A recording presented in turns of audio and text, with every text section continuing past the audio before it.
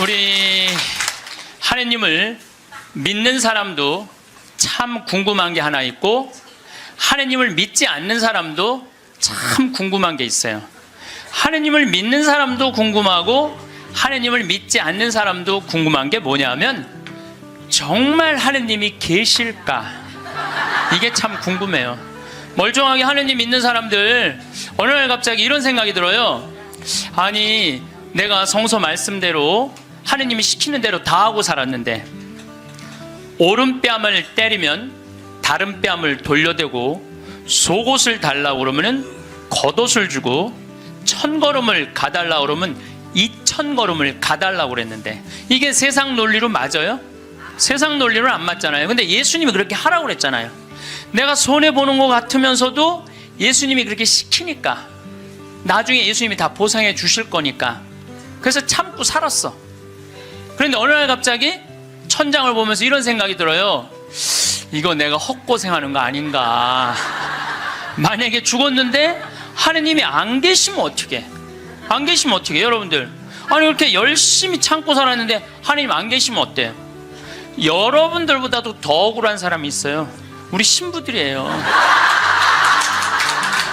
우리 신부들은 그 좋다는 여자 다 뿌리치고, 그 좋다는 여자 다 뿌리치고, 마음에 드는 여자 마음에 다 사귀고, 그리고 평생을 혼자 살았는데 죽었는데 아무것도 없으면 어떻게? 얼마나 허망해요. 그러니까 궁금한 거예요. 어느 날 갑자기 정말 하느님이 계실까? 우리 수녀님들도 예수님이 정배라고 그러고 살았는데, 죽었는데 정배가 없어. 이게 신랑이 없어 죽었는데 얼마나 허망하겠어요. 그러니까 궁금한 거예요. 하느님이 정말 계실까? 근데 하느님을 믿지 않는 사람들도 궁금해요. 왜 궁금하냐면은, 하느님이 없다고 자기 마음대로 하고 살았어. 약한 사람 때리고, 약간 바보 같은 사람 돈 사기 쳐먹고, 자기 하고 싶은 대로 하고 살았어. 나 심판해 줄 하느님이 없는데 어때? 그리고 막 살았어. 근데 어느 날 갑자기 천장을 보고, 혹시 계시면 어떻게 할까? 이 생각이 드는 거예요. 혹시 계시면 어떻게 할까? 그러니까 하느님을 믿는 사람은 혹시 안 계시면 어떻게 할까 걱정. 하느님을 안 믿는 사람들은 혹시 계시면 어떻게 할까 걱정. 그래서 하느님의 존재가 궁금한 거예요. 하느님의 존재가 궁금한 이유 중에 하나는, 하느님이 계시다면 착한 일을 한 사람은 상을 주고 악한 일을 한 사람은 벌을 주잖아요. 하느님이 계시다면 그 사람들 벌 주는 지옥이 분명히 있을 건데, 하느님이 계시다면 너무 착하게 산 사람, 착하게 산 사람 하늘나라의 보상을 받아야 될 텐데, 그래서 천당 지옥이 궁금한 거예요. 세 번째로 궁금한 건 뭐가 세 번째로 궁금하냐면, 그렇다면 나는 천당 갈까 지옥 갈까? 이게 진짜 궁금해요. 여러분도 궁금하지 않아요? 저는 가끔 혼자 생각해요. 나는 과연 천당 갈까 지옥 갈까 연옥 갈까? 아슬아슬해요. 저는 이렇게 아슬아슬해요. 근데 만약에 죽었던 아버지가 땅에다가 묻어놓고 1년 있다가 무덤을 탁 열고 툴툴 털고 오셔서, 야, 내가 죽어봤더니 천국이 있더라. 가보니까 너무 좋더라. 꽃도 아름답고 정원도 아름답고 향기도 좋고 음악도 아름답고 그냥 사람들도 착한 사람들 모여 사니까 너무너무 행복하더라. 이렇게 말해주면 얼마나 좋겠어요. 죽은 아버지가 1년 만에 살아 돌아와갖고, 연옥은 그 훈련 받는 데는데, 보통 쉽지가 않더라. 훈련 받는데 보니까 너무 힘들고 고통스럽더라.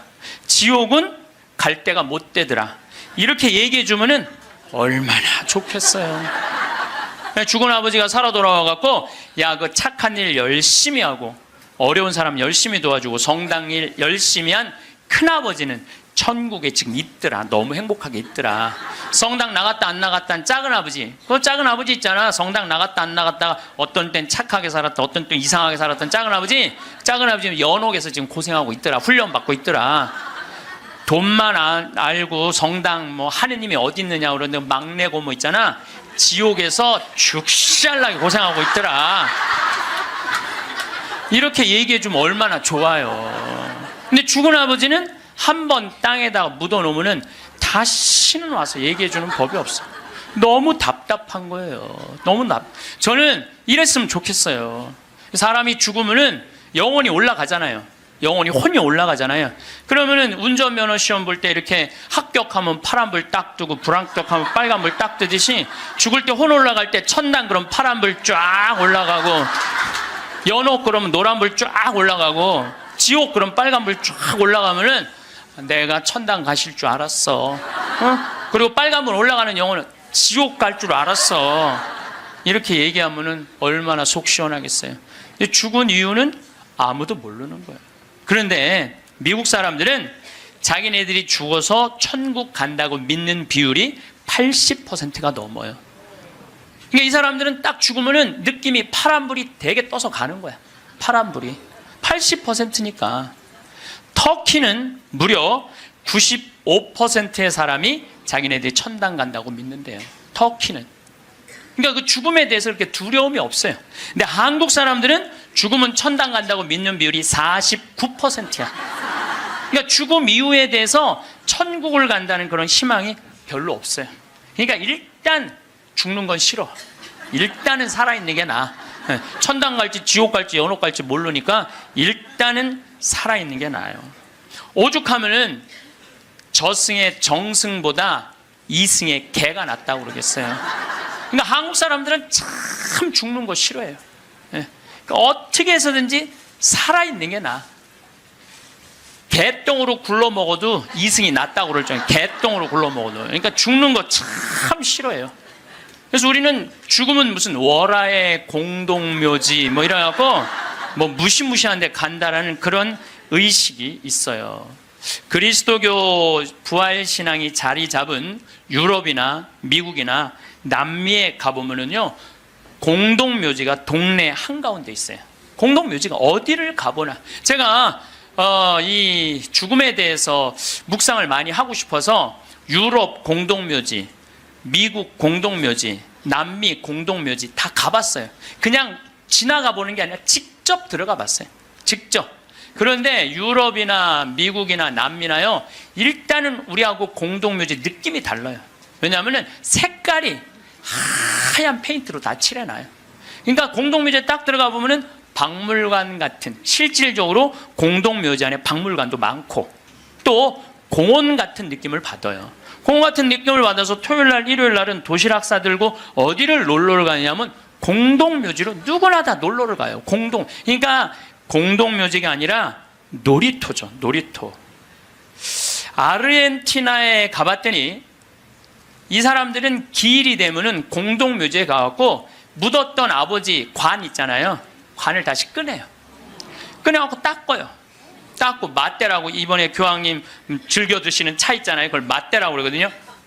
맞대를 마시면서 그 관을 닦아가면서 죽은 사람 얘기를 하는 거예요. 그리운 얘기를 하는 거예요. 살아있을 때 이런 일을 했지, 저런 일을 했지. 그러니까 이게 죽음이라는 게 그렇게 부정적이지 않아요. 미국만 하더라도 동네 한가운데 공동묘지가 있어요. 미국은 기독교 국가예요. 그리스도교 국가. 우리 가톨릭 신자가 몇 명이냐면 7,500만 명이에요. 7,500만 명. 미국은 맨날 총 쏘고 마약하고 사람 죽이는 것 같은데 그거는 극히 일부고 평범한 미국 사람들은 다 평화롭게 살아요. 토요일날 일요일날 다 성당 교회 가요. 그리고 사람이 죽으면은 동네 한가운데 묻어놓으니까 아침 저녁으로 출퇴근하면서 아버지 묘, 엄마 묘, 아내 묘, 자식들 묘까지 맨날 보는 거예요. 출퇴근하면서. 그러니까 아침에 출근할 때 아내 묘에다가 장미 한 송이 놓고, 여보 나 오늘 중요한 계약이 있어. 당신이 도와주면은 내가 오늘 계약이 잘 될 것 같아. 이렇게 죽음하고 얘기를 해요. 죽어 있어도 죽었다고 생각을 안 하는 것 같아요. 그 사람들은. 그 퇴근한 길에 아내 묘에다 장미 한 송이 놓으면서, 여보 당신이 오늘 도와줘서 그런지 나 오늘 계약이 너무너무 잘 됐어. 고마워. 이렇게 얘기를 해요. 그래서 미국 사람들이 이런 얘기를 해요. 묘지 참배는 덕의 대학을 다니는 것과 같다. 묘지를 자꾸 가는 건 덕의 대학을 가는 것과 같다. 요즘 위령성월이잖아요. 우리 묘지 방문하라고 그러잖아요. 묘지를 방문하다 보면은 내가 이 세상에서 추구하는 명예, 권력, 돈, 이게 다 허망하다는 걸 느낀다는 거예요. 우리나라 사람들은 일단 죽으면은 다시는 보고 싶지 않은가 봐. 아주 깊숙한 산속에 갖다 파묻어 버려. 그냥 파묻어 버려. 파묻어 버려요.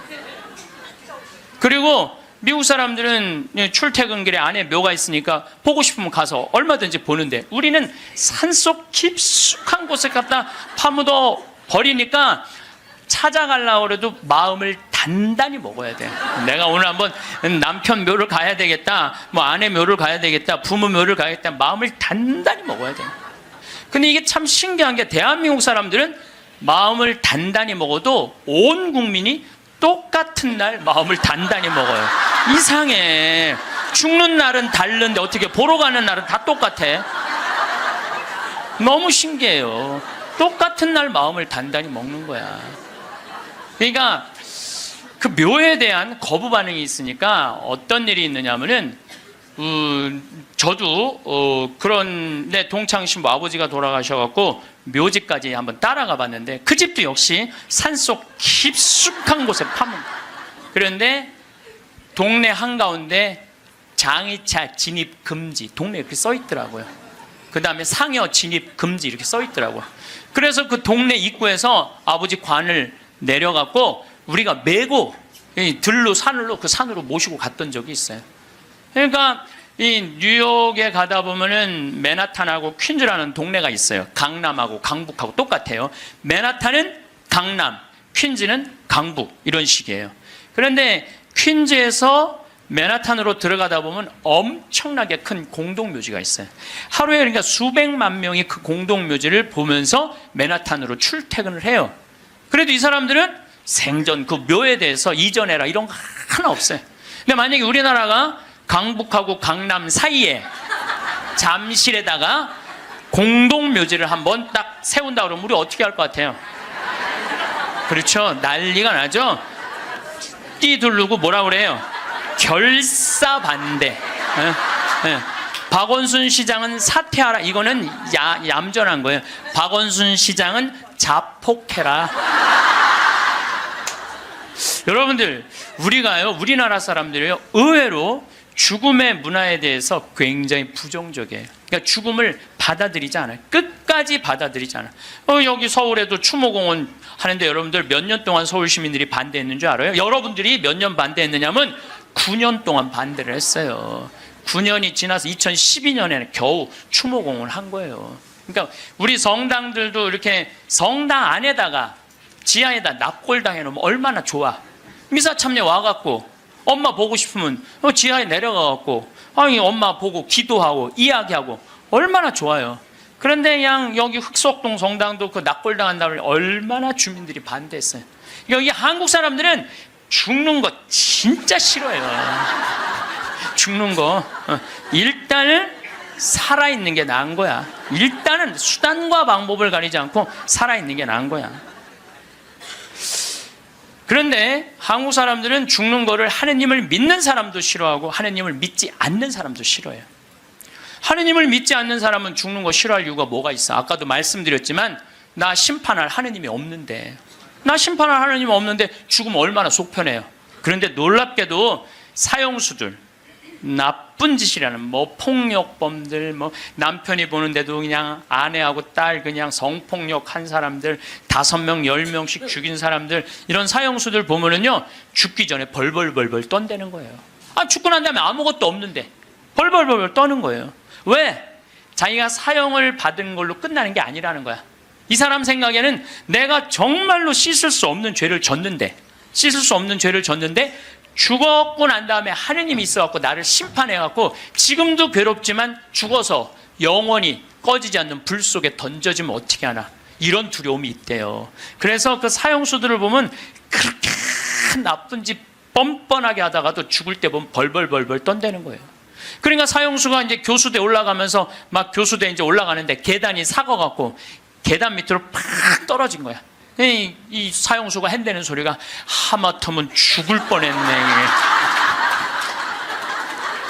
죽기 직전까지 죽기 싫은 거예요. 죽기 직전까지 어떻게 해서든지 살아있고 싶은 거, 어떻게 해서든지 살아있고 싶은 거예요. 왜 이 사람이 바로 죽음을 앞두고도 죽음을 벌벌 떠느냐면, 죽고 난 다음에 사형은 아무 문제가 없다는 거예요. 죽고 난 다음에 그 다음에 내가 하느님 앞에 가갖고 혹시 하느님이 계시면 어떻게 해? 그래갖고 그분이 나의 모든 죄를 묻어서 영원히 꺼지지 않는 불 속으로 떨어지면 어떻게 하냐 이거야. 그러니까 죽기 직전까지도 그냥 계단에 떨어지고, 어차피 1분 후에 죽을 건데도 그냥 하마터면 죽을 뻔했네. 그런데 믿는 우리들도 죽는 게 싫어. 믿는 우리들도 죽는. 한국에 믿는 사람들, 이거 설문조사 한 거예요. 한국에 믿는 사람들도요, 자기가 천국에 갈 거라고 믿는 비율이 50%가 안 넘어요. 왜 믿는 사람들은 죽는 게 싫어? 아는 게 병이야. 천당, 지옥 있다는 거 교리로 다 알아. 그런데 내가 가만히 생각해 보니까 본당 신부 미워하고, 형제들 굶었을 때 모른 척하고, 성당 다니기 싫어갖고 그냥 냉담하고 그냥 못된 짓 한 거, 이거 다 알아. 그러니까 이게 천당, 지옥 있는 건 알긴 아는데, 내 사는 꼴을 봐서는 천당 갈 것 같지는 않아. 어디 갈 것 같아? 지옥에 갈 것 같아. 그러니까 일단은 살아있는 게 나은 거야. 아직은 여기는 천당, 지옥이 결정 안 됐잖아요. 마태복음 5장 27절에 보면은 예수님이 이런 얘기를 해요. 너희들 만약에 여자를 보고 음흉한 생각을 가지면 눈알을 빼버려라 그래. 예수님 말을 해도 이렇게 살벌하게 눈알을 빼버려. 눈알을 빼라. 온몸이 지옥에 던져지는 것보다 눈알 하나 없이 천국에 가는 게 낫다. 그런 말 할 때마다 나는 너무 괴로워요. 이거 어떻게 해야 되는지. 특히 언제 괴로우냐면 이놈의 명동에 강의 올 때 괴로워. 명동에 강의 올 때. 왜냐하면 명동에 밥 먹으려고 저 먹자 골목에 나가잖아요. 그럼 아가씨들이 허벅지가 그냥 이 눈알을 이거 빼야 되는 건지 말해. 눈알이 간질간질하다니까. 눈알이 간질간질해. 아마 나 천당 들어가려면 내 눈알 한 6,000개 빼야 돼. 내 눈알 6,000개. 아마 여기 있는 형제님들도 온전히 눈알 가지고 천당 갈 형제님들 없을 거야 아마. 하늘나라 가보면 눈알 없이 돌아다니는 사람 많을 거예요. 하늘나라 가보면. 나는 그래서 예수님한테 말하고 싶어요. 2000년 전에는 여자를 보고 음흉한 생각을 가진다. 2000년 전에는 여러분들 여자들이 어떻게, 중동에 가보시면 지금도 그래요. 여자들이 어떻게 하냐면 온 몸을 감싸고 눈만 내놓고 다녀. 눈만. 그 여자를 보고 음흉한 생각을 가지면 눈알을 빼야죠. 근데 요즘은 세상이 바뀌어갖고 다 벗고 다니는데, 더욱이 또 이놈의 지구온난화 때문에 더 벗고 다니는데, 지구온난화 때문에 더 벗고 다니는데, 그래서 이제 예수님이 오실 때도 된 것 같아요. 시대도 많이 변했고 상황도 많이 변했는데 2000년 전 그 잣대로 우리가 지금 그걸 읽고 있으면 너무 괴로운 거예요. 그냥 천당 갈 것 같지는 않단 말이야. 지옥 갈 것 같아. 눈알을 빼든지 손을 자르든지 뭔가를 해야지. 그러니까 하느님 만나고 싶지가 않은 거예요. 하느님 만나요. 부자가 낙타반을 통과하는 게, 부자가 하늘나라 들어가는 게 낙타가 반을 통과하는 게 훨씬 더 쉽다고 그러잖아요. 그걸 읽어봐도 또 쉽게 천당 갈 것 같지가 않은 거예요. 쉽게 천당 갈 것 같지가 않은 거예요. 근데 정말 만약에 죽었던 사람이 살아 돌아와갖고 내가 죽었더니 천국이 있더라 이렇게 얘기를 해주면은 정말로 믿을 텐데, 이놈 사람 죽으면 그냥 그걸로 끝나는데 어떻게. 근데 1970년대 이후부터 갑자기 죽었던 사람들이 많이 살아 돌아오기 시작을 해요. 1970년대 이후부터 미국은 92년에서부터 97년 사이에 죽었던 사람들이 살아 돌아오기 시작을 하는데, 몇 명이 살아 돌아오냐면 1,500만 명이 살아 돌아와요. 1,500명이 아니에요. 1,500만 명. 나 이게 뻥인 줄 알고 자료를 무지하게 찾아봤어요. 근데 실질적으로 엄청나게 살아 돌아오는 거예요. 살아 돌아와서 이 사람들이 하늘나라 얘기를 해주는 거예요. 하늘나라, 내가 빛을 봤다, 하늘나라 올라갔다, 이런 얘기를 너무 많이 하는 거야. 아니 이제 2000년이 돼갖고 예수님 오실 때가 돼갖고 세례자 요한을 미리 보내갖고 구분기를 곧게 펴라. 내가 갈 거다. 그러듯이 이제 예수님이 죽었던 사람들이 이제 사람들이 제일 궁금한 게 그거니까 죽었던 사람들 살아 돌아와서 이제 하늘나라 얘기를 해라. 그래갖고 예수님이 이렇게 살려 돌려 보내는 건가? 이제 엄청나게 많은 사람들을.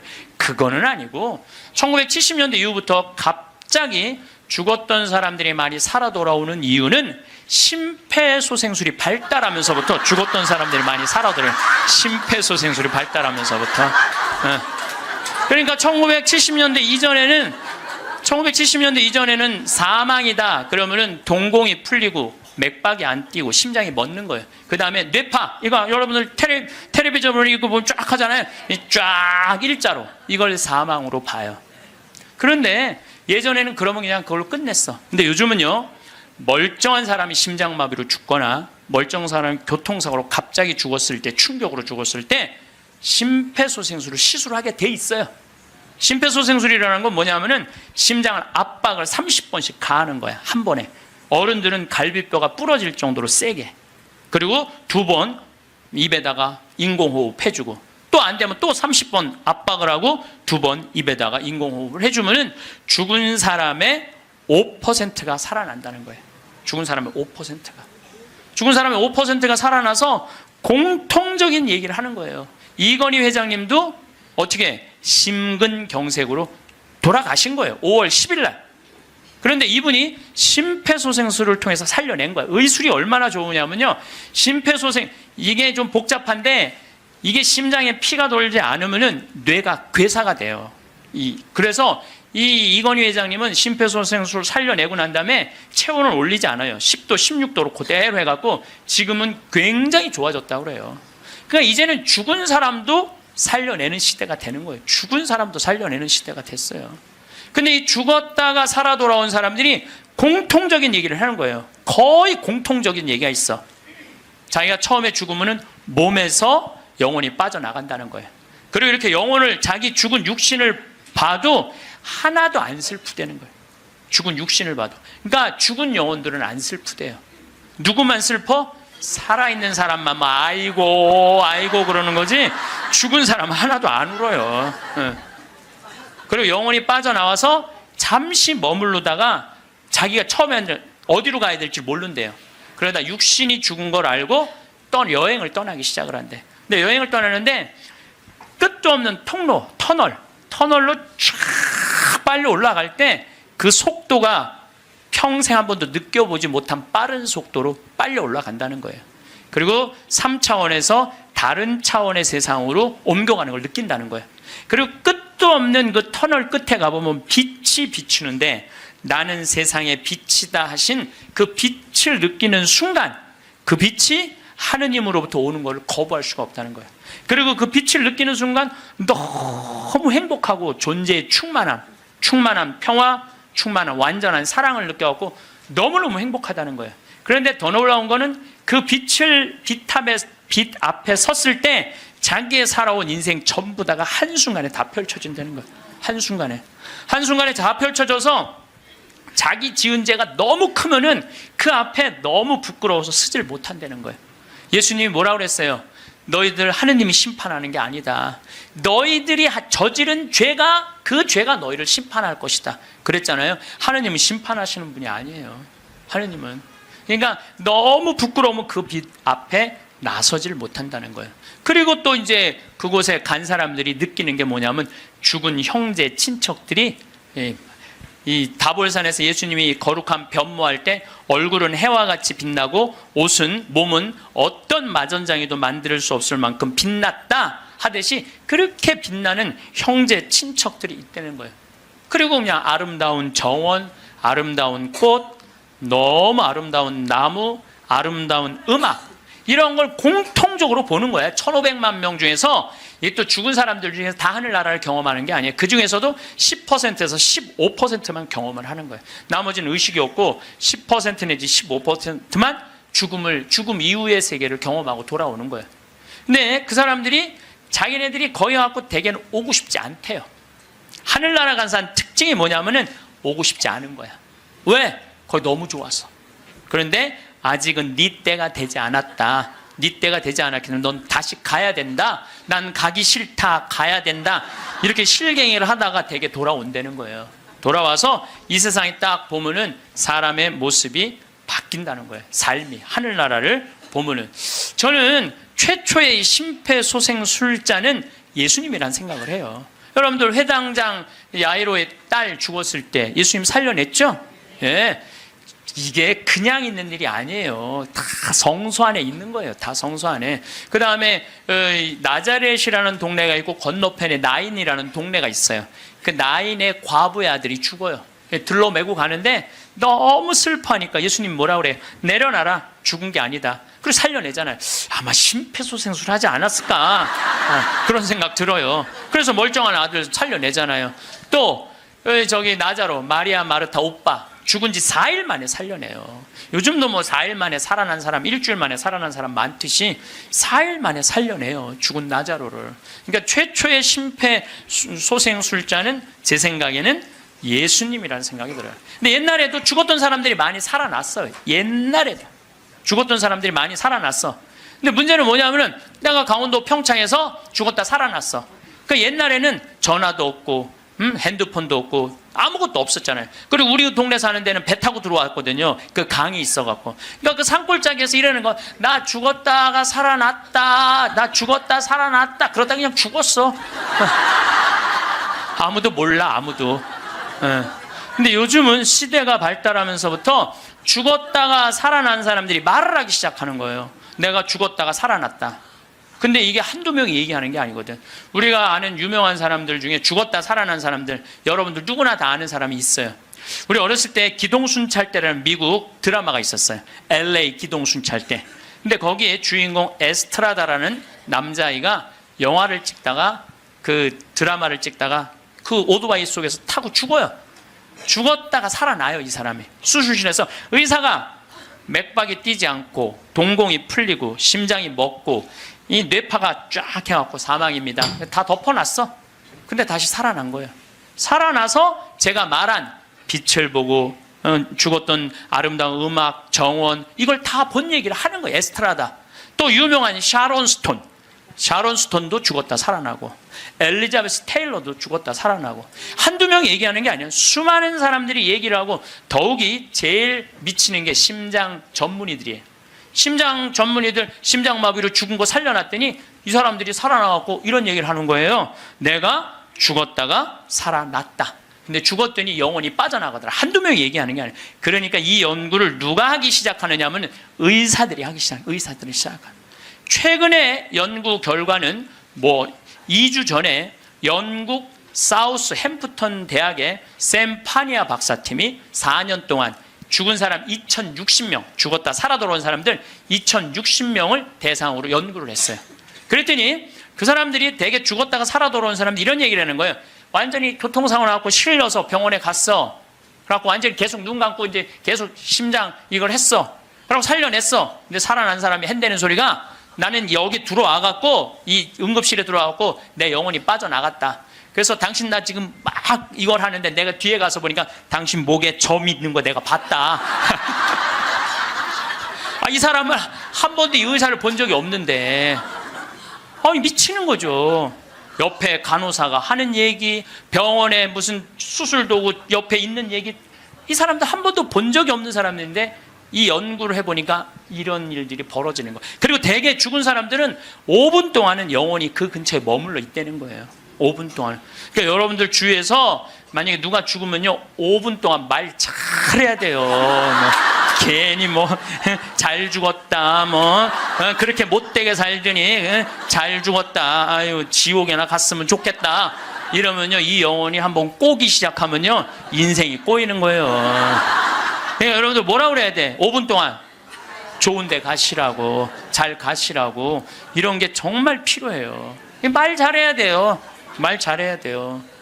고든 알렌이라고 미국의 백만장자 금융업을 하는 사람이 있었어요. 근데 이 사람은 이 폐 질환으로 죽었어요.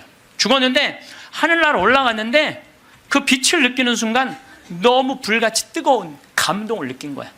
여러분들 그 기도 열심히 할 때 하느님이 막 느껴질 때 막 온몸이 뜨겁고 뭐 불 같은 느낌 들 때 있지 않으세요? 그런 느낌 드시는 분도 계시죠?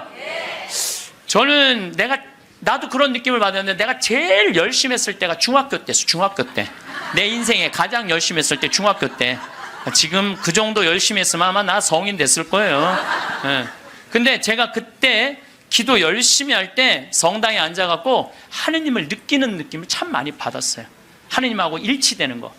그런데 너무 행복해갖고 시계를 보면요, 나는 10분 지났다고 봤는데 4시간씩 성당에 앉아있을 때가 많았어요.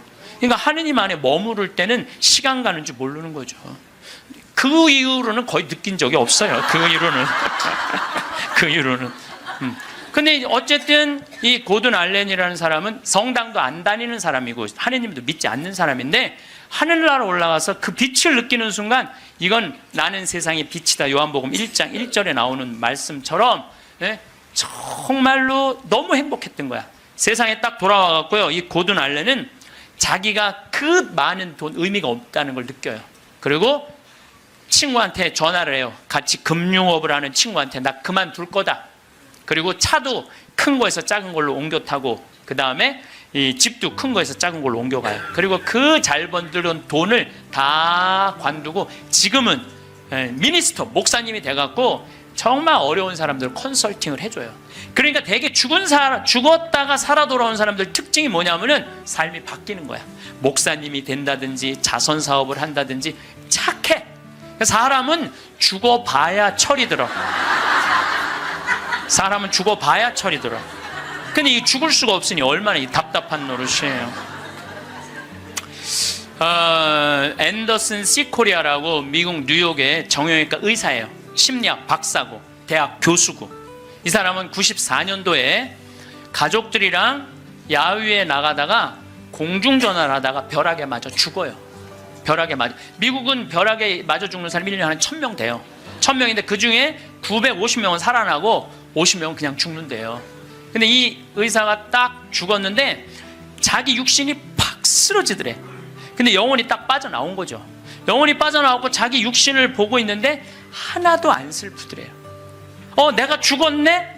그냥 객관적으로 받아들이는 거지. 내 육신이 죽었네? 죽은 사람은 안 슬퍼요, 여러분들. 우리가 착각하고 있는 거예요. 죽은 자의 장례는 죽은 자한테 맡기라고. 너무 죽은 것 때문에 슬퍼하지 말아라. 예수님이 그랬죠? 프랑스의 한 부인이 아들이 먼저 죽은 거야. 아들이 먼저 죽으니 얼마나 슬퍼요. 매일 울은 거야. 매일. 근데 하루는 환시에 젊은이들이 빛을 내고 하늘나라에서 예수님하고 행진을 하는데 자기 아들만 누더기같이 젖은 옷을 입고 그 끝에 한 걸음 한 걸음 힘겹게 걷더래요. 그래서 엄마가 물어봤대요. 얘야, 너는 왜 저 젊은이들은 저렇게 빛을 내고 아름답게 예수님하고 하늘나라에서 행진을 하는데 너는 왜 그렇게 힘들게 젖은 누더기 같은 옷을 입고 힘겹게 걷느냐? 그랬더니 아들이 하는 말이, 어머니, 난 얼마든지 저들하고 같이 예수님하고 행복하게 행진을 할 수가 있다. 그런데 어머니의 눈물이 내 옷을 적셔서 내가 한 걸음도 나갈 수가 없다. 어머니의 눈물이. 여러분들 죽은 사람들 슬퍼한다고 그 사람들을 위로하는 게 아니에요. 그 여러분들의 눈물이 죽은 사람들을 붙잡을 수가 있는 거예요. 여러분들 이번에 세월호에서 죽은 아이들 천국 갔을 것 같아요? 안 갔을 것 같아요? 갔어요. 얘네들 다 천국 갔어. 왜? 아니 고등학교 2학년이 죄를 지면 얼마나 짓겠어요? 그렇지 않겠어요?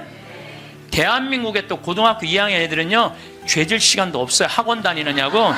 죄질 시간이 어디 있어. 여러분 한번 생각을 해보세요. 여러분들 고등학교 2학년 때 지은 죄랑 요즘 나이 먹어갖고 지은 죄랑 한번 비교 한번 해보세요. 그럼 여러분들도 고등학교 2학년 때 죽었으면 천국 갔을 것 같아요? 안 갔을 것 같아요? 여러분들 다 갔어요. 요즘 죽으면 어때요? 요즘 죽으면 진가민가 하죠. 갈지 안 갈지. 어쨌거나 이거는 확실해. 여러분들도 고등학교 2학년 때 죽었으면 천국 갔어요. 분명히. 그러니까 얘네들 다 천국 갔어요. 그러면은 얘네들 떠난 지가 200일이 넘어요. 오늘 아마 207, 8일 정도 될 거예요. 그러면요 100일 탈상도 해요. 100일이면 다 떠나보내요. 그럼 이 배가 침몰됐을 때 나는 그렇게 생각해. 이 선주, 이 배 주주, 이 세월호의 주인은요, 자기가 애들 배 가라앉았을 때 쫓아갔어야 돼요. 쫓아가갖고 자기가 책임자면 수습을 해야 돼요. 수습을 하고 최고 좋은 잠수사들 돼서 애들 건질 수 있을 때까지 최대한 빨리 건졌어야 돼. 그리고 자기 있는 재산 다 정리해서 그 자식들 죽으면 여러분들 일이 손에 잡힐 것 같아요? 그거는 잡힐 수가 없어요.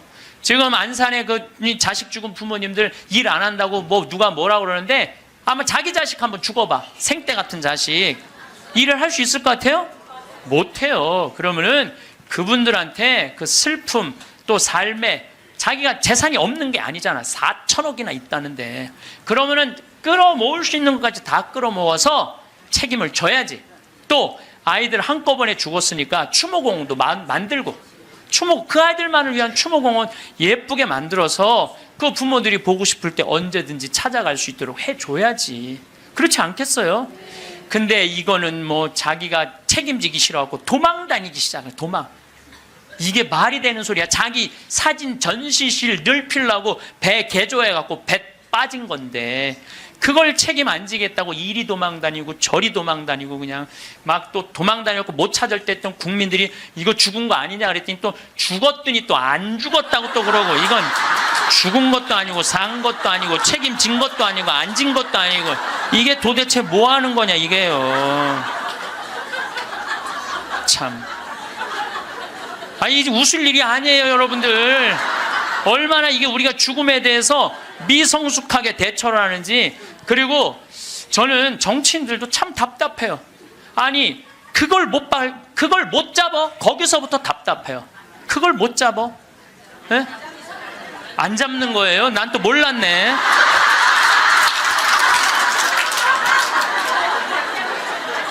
아니 애들한테 한을 심어주지 말으려면 부모한테 한을 심어주지 말으려면 빨리 밝혀야지. 책임질 사람 다 책임지고 200일이 지나서 겨우 협상법 타결했다고 그러고 100일이면 탈상을 한다는데 참 너무너무 저는 가슴이 너무 아파요. 내 동창 신부가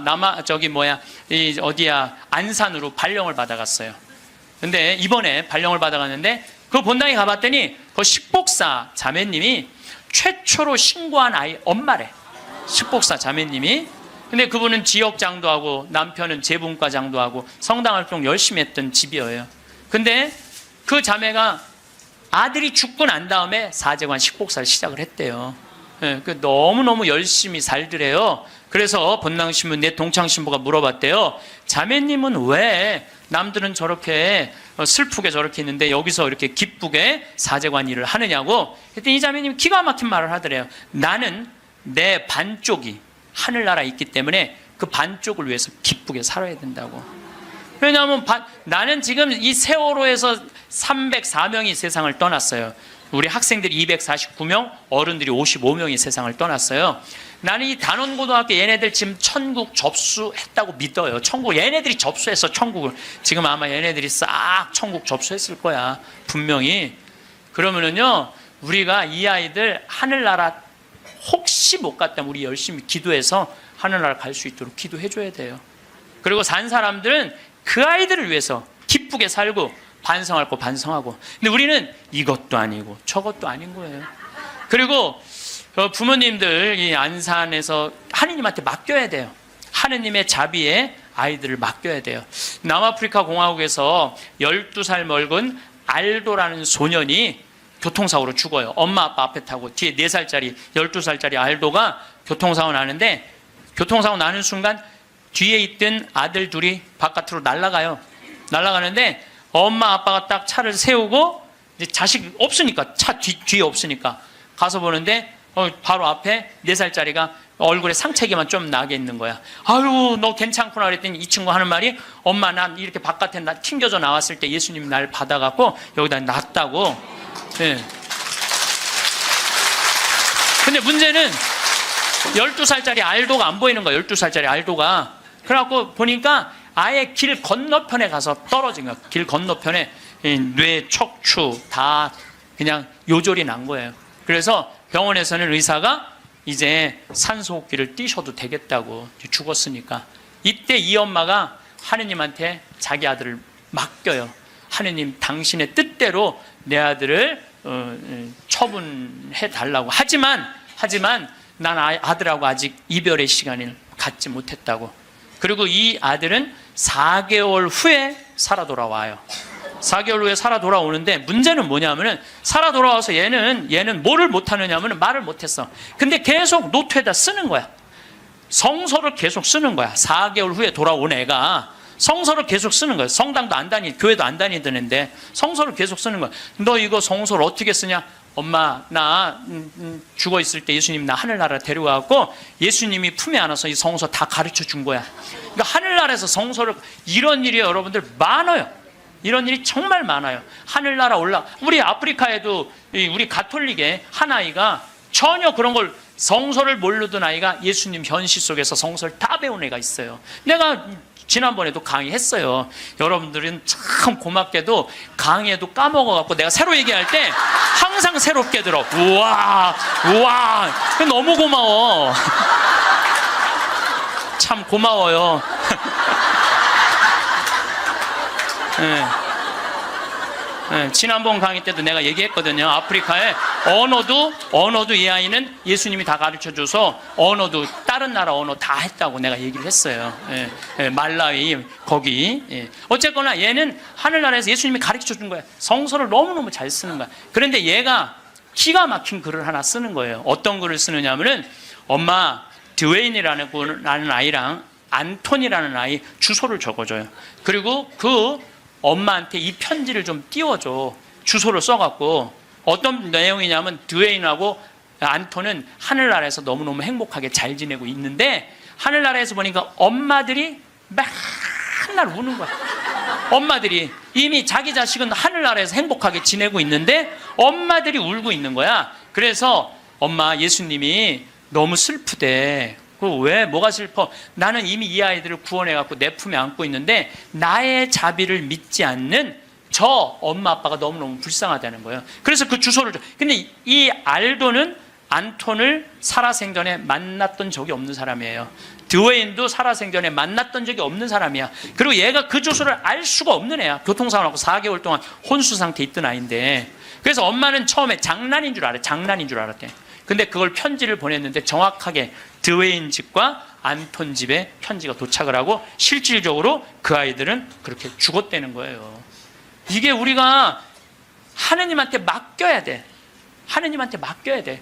얘네들 외롭지 않아요. 나는 이번에 세월호에서 4월 16일 날 세상 떠난 이 아이들 이미 천국에 단체 입장했다고 생각을 해요.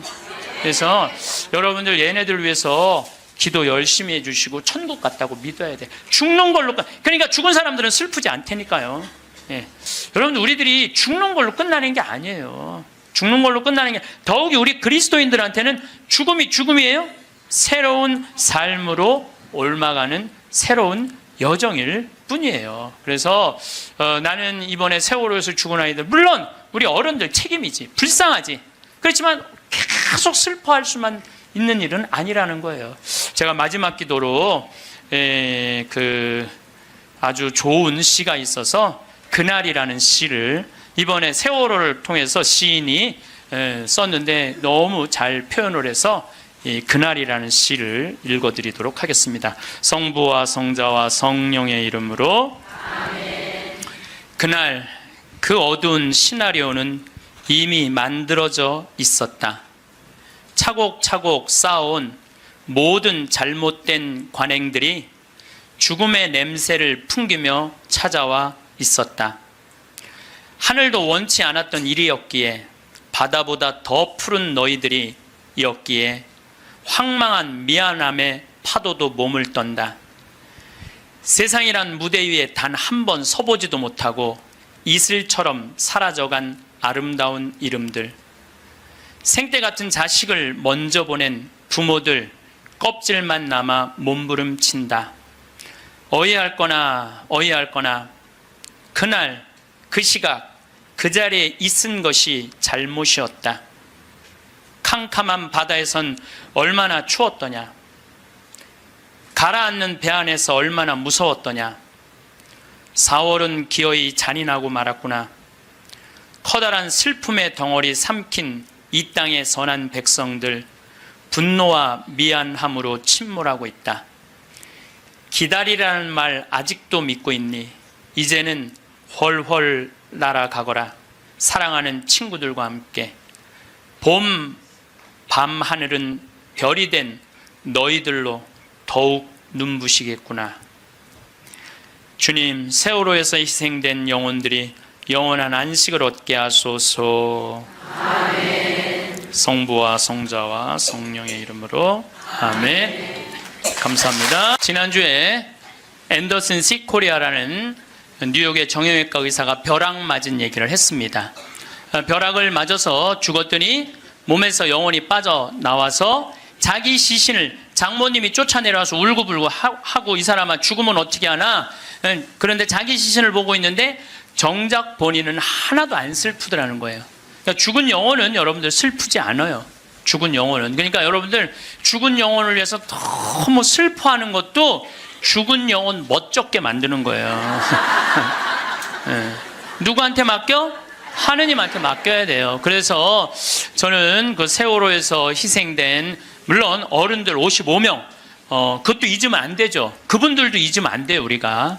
어른들 55분 잊으면 안 되고, 더욱이 피지 못하고 세상을 떠난 우리 249명의 우리 학생들도 전부 누구 손에, 누구 자비에 맡겨야 돼요? 하느님 자비에 맡겨야 돼요. 그래서 너무 하느님 자비를 안 믿는 것도 내가 보기엔 문제가 있는 것 같아요. 아니, 하느님이 이 세상 구원하려고 당신 아드님 보냈는데 그렇게 억울하게 죽은 애들 천국에 안 데리고 갔겠어요? 그러니까 천국에 데려갔다고 여러분들도 굳게 믿으시고 그 아이들을 위해서 가끔 기도 중에 특별히 이 위령성월 때 기도 많이 해주시기 바랍니다. 어쨌거나 하여튼 이 앤더슨 시코리아는 의사는 딱 자기 몸이 나왔을 때, 영혼이 나왔을 때, 아, 내가 죽었구나. 내가 이제 떠날 때가 됐구나. 보통 2, 3분 사이에는 죽었는지 샀는지 구분도 못 한대요. 현실인지. 그래서 이거를 미국에서는 ND라고 Near Death Experience라고 그래요. 임사체험, 근사체험, 죽음 체험이라고 그래요. 죽음의 선상에서 왔다 갔다 하는 거예요. 죽음의 선상에서.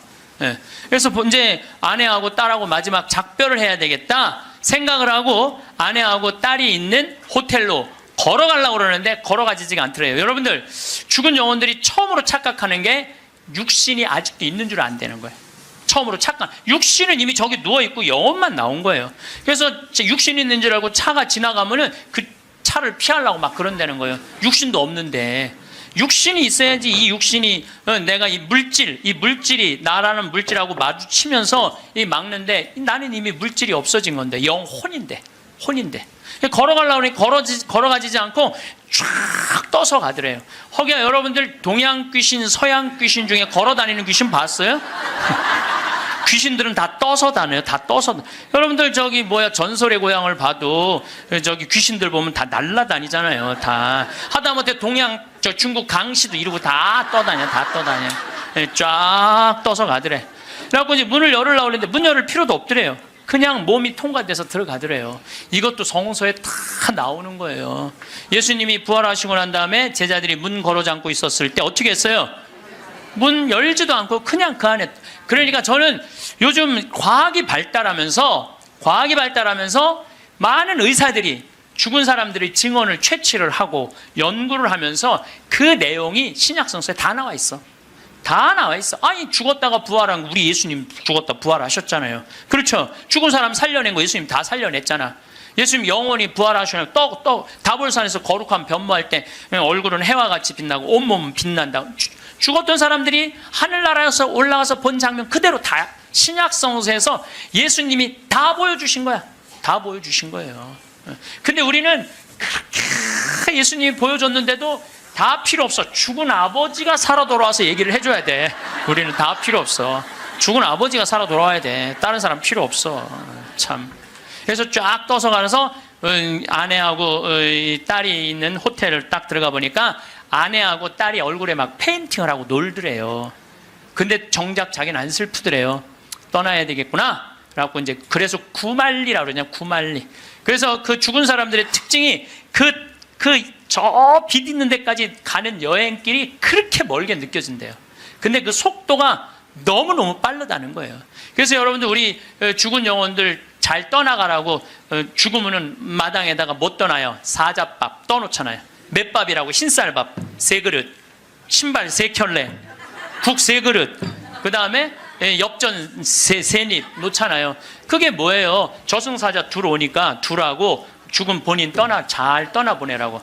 그리고 어디는 또 간장까지 떠놓는데요. 간장을 왜 떠놓는지 아세요? 이게 짜게 먹으면은 물 자꾸 먹히려고 중간에 서서 물 먹는다고 천천히 떠나가라고. 아니면 다시 돌아올 수도 있다. 그래서 간장도 떠놓고 된장도 떠놓는 거라는 거예요. 그래서 이거 죽은 이들을 위한 그런 것들이 너무너무 많은 거예요. 어쨌거나 하여튼 이제 이 앤더슨 C 코리아라는 의사는 나와갖고 하늘나라 딱 올라가는 순간 이 사람도 역시 신앙이 없는 사람이에요.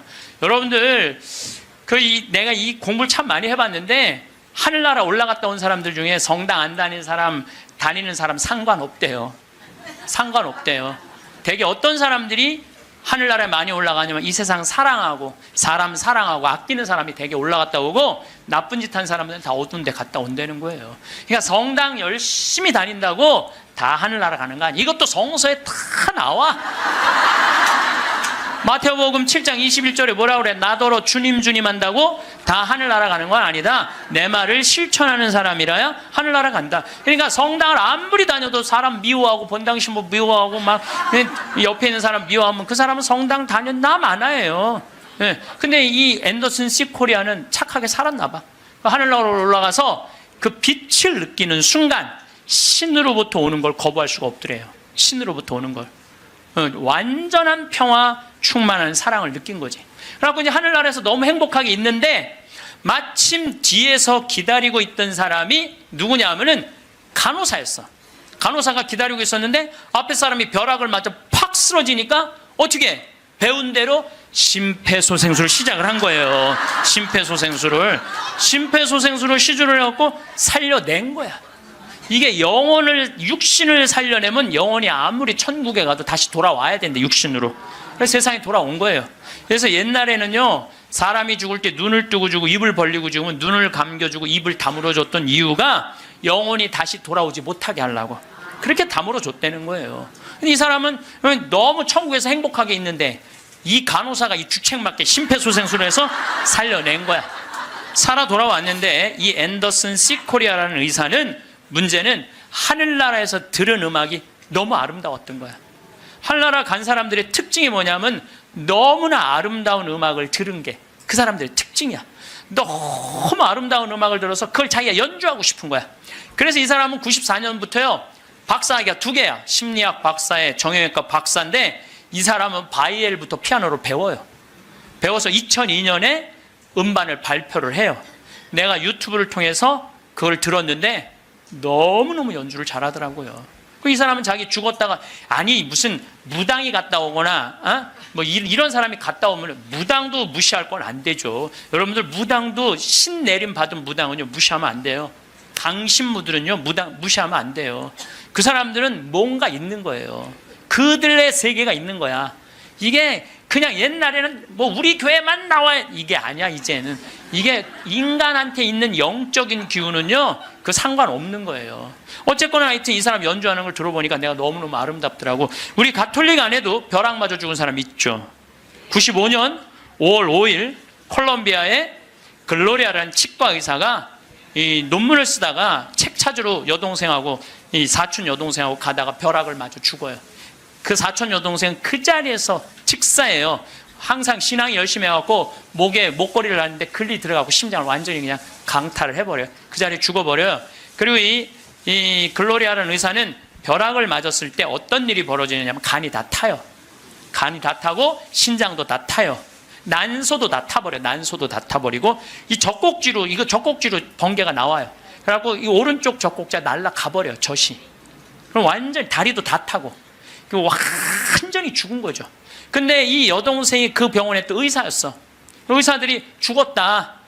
이거 산소호흡기 뛰자. 절대 못 뛰겠다. 난 우리 언니는 죽은 게 아니다.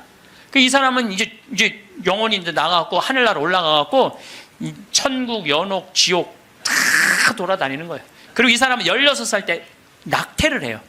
그러면서 하나님이 너 낙태한 거 그래 다 보여주는 거야. 그냥 자기가 살아생전에 자기는 막 맨날 그냥 미용하고 막 옷 엉덩이 뭐 이런 것만 신경 쓰던 여자예요. 성당도 열심히 다니긴 했지만은 그거보다는 세상 일에 더 많은 매력을 가졌던 여의사예요. 예쁘고 그 천국 지옥 연옥. 근데 이제 뭐 이 사람은 하늘나라에서 이제 여행을 다 하는데 이제 살았느니 죽었느니 그러는데 일주일이 지났을 때 시골에 농부 하나가 미사 참여를 할 때 얼마나 열심히 하냐면은 주머니에 10,000페소, 5,000페소가 있을 때 10,000페소는 하느님한테 봉헌하고 5,000페소로 빵을 사서 먹는 정말로 착한 사람이에요. 여러분들 주머니에 10만 원짜리하고 10,000원짜리 있으면 여러분들 얼마짜리 낼 것 같아요? 10,000원짜리? 저는 그렇게 생각하지 않아요. 여러분들은 어떻게 해서든지 1,000원짜리 찾아서 1,000원짜리 내지 무슨 10,000원짜리를 내. 우리 천주교 신자들이 무슨 10,000원짜리를 내요. 근데 이 시골 농부는 3년 전에 완전히 가뭄, 강도를 맞아서 그나마 키우던 닭까지 없던 사람이야. 아무것도 없는데 하느님한테 10,000페소 봉헌하고 5,000페소로 빵을 사요.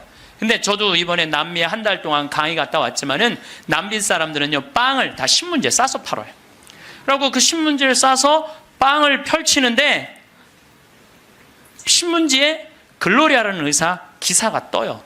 그걸 보고 이 사람 그 자리에 무릎을 꿇어요. 하느님, 이 능력 있는 의사를 만약에 돌려보내신다면 내가 성모님 성지 순례를 갈 것이고 죽은 이들을 위한 기도를 열심히 하겠다고. 그걸 하느님이 들어요.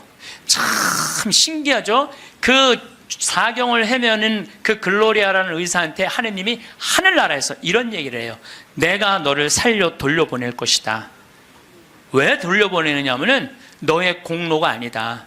이 시골의 농부, 너무 나를 따르고 사랑하는 이 농부가 너를 위해 간절하게 기도했기 때문에 내가 너를 돌려보내는 것이다. 돌아가서 이 하늘나라에서 본 것을 증언을 해라. 예. 그리고 돌려보내요. 그래서 이 글로리아라는 의사는 살아 돌아와요. 그런데 일주일이 지나고 다리를 너무 피가 안 돌기 때문에 잘라야 된다고 그러는데 이 사람은 살아 돌아와서 간도 재생이 되고 난소도 재생이 되고 신장도 재생이 되고 다리도 다 재생이 돼요. 그래갖고 애까지 또 낳아요. 정말 애를 하나 더 낳아요. 그리고 지금은 온 세계에 다니면서 자기가 벼락마저 죽고 난 다음에 살아 돌아와서 하늘나라 경험 얘기한 걸 다 얘기를 해주는 거예요. 여러분들 우리 죽은 이들을 위해서 기도하는 거 우리 가톨릭 교회의 가장 아름다운 전통 중에 하나예요. 그거를 모든 성인의 통공을 믿는다고 그러죠. 우리가 천상, 지상, 연옥 이게 서로 연결이 되는 거예요.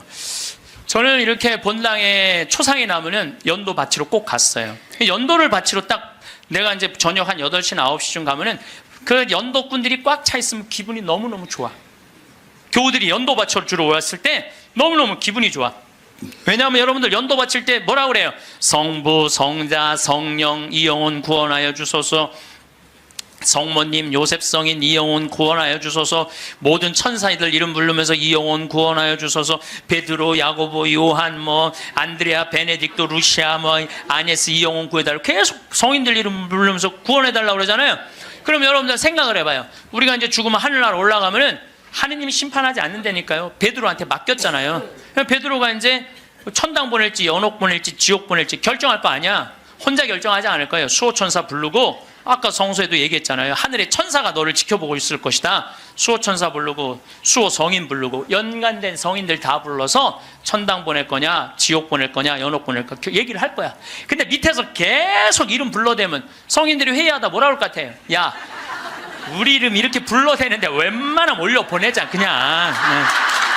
그게 바로 연도의 효과예요. 연도의 효과. 그래서 여러분들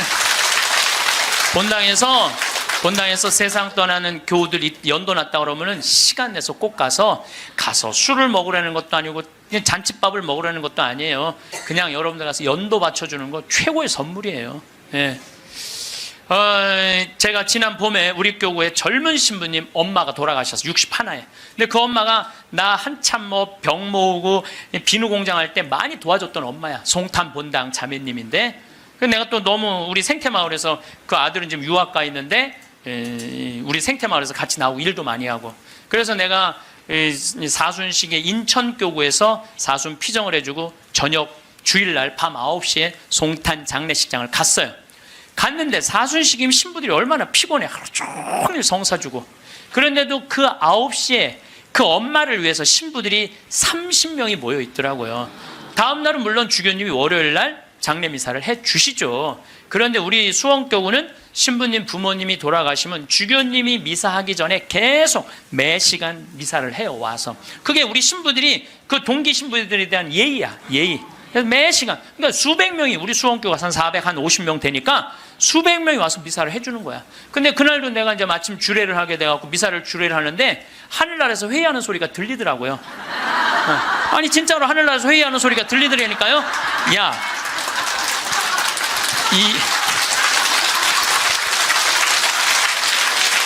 이번 분은 대단한 분인가 보다. 이거 신부들이 수백 명이 이렇게 미사를 봉헌하니 이번 분은 그냥 묻지도 따지지도 말고 올려보내라. 그래서 우리 신부 엄마는 묻지도 따지지 않고 천당 올라갔을 거예요, 분명히. 지난 봄에 또 내가 대국교구 교우들 위해서 이제 토요일 날 이제 강의를 갔어요. 그때도 뭐 1000명 이상 모였어요. 근데 10시, 오전 10시 강의인데 저는 항상 어디든 2시간 전에 도착을 해요. 강의 2시간 전에 도착을 해서 미리 이제 밥을 먹어요. 근데 이제 밥 먹을 때는 이 옷에 튀면 안 되니까 항상 사복을 먼저 입어요. 사복을 입고 허름한 청국장 찌개집, 아침에 청국장 찌개집을 들어가서 찌개집을 딱 들어갔는데 아주 멋있게 생긴 노신사가, 머리가 하얀 노신사가 나를 딱 보더니 눈이 점점 커지는 거야. 그러니까 나를 아는 거지. 나를 아는데 내가 또 근데 이제 로만 칼날 아내니까 진가민가 했나 봐요.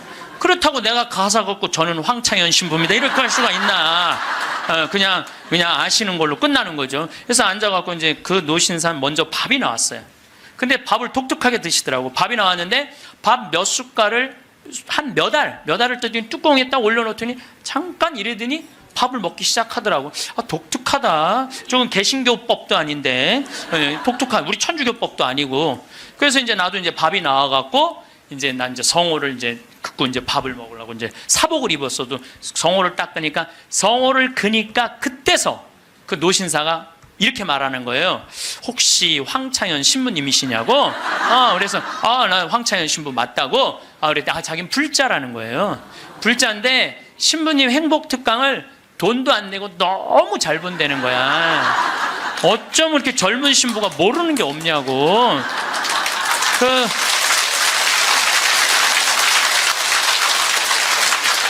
자식들한테 한 푼도 주지 말고 다 쓰고 통장에 500만 원만 남기라는 말 너무너무 공감한다고. 너무 고맙다고 그러더라고요. 그래서 감사합니다. 그리고 이제 내가 그분이 불자라는 말을 들었을 때 밥을 왜 몇 알을 떠놓고 뚜껑에 올렸는지 알아요. 영혼밥 떠놓은 거예요. 영혼밥. 네, 아까 내가 사자밥 말씀드렸죠? 우리 죽으면 영혼들 떠나 보내듯이 여러분들 우리도 밭에 나가고 일할 때 참 나오면 밥 몇 알 뿌리면서 뭐라 그래요? 이게요, 제가 아까 얘기했지만은 이게 영혼은 천주교 신자들만의 공유물은 아니에요. 모든 인간들이 죽어서 영원한 여행을 떠나는 거예요. 그 여행을 우리는 좀 안전한 동아줄을 떠나는 거고, 하느님 믿지 않은 사람은 어느 줄을 잡아야 되는지 모르고 떠나는 것 뿐이죠. 우리는 좋은 줄을 잡고 있는 거죠. 영혼밥 떠는 거죠. 그래갖고 이제 그 노신사는 이제 밥 먹고 갔어요. 나도 이제 밥을 다 먹고 계산을 하려고 그랬더니 그 노신 아주머니가 아까 그 노신사가 밥값을 내고 갔다는 거예요. 내가 그때 깨달은 진리가 하나 있어요. 우리 천주교 신자들이 밥 먹을 때 반드시 성호를 긋고 먹어야 돼.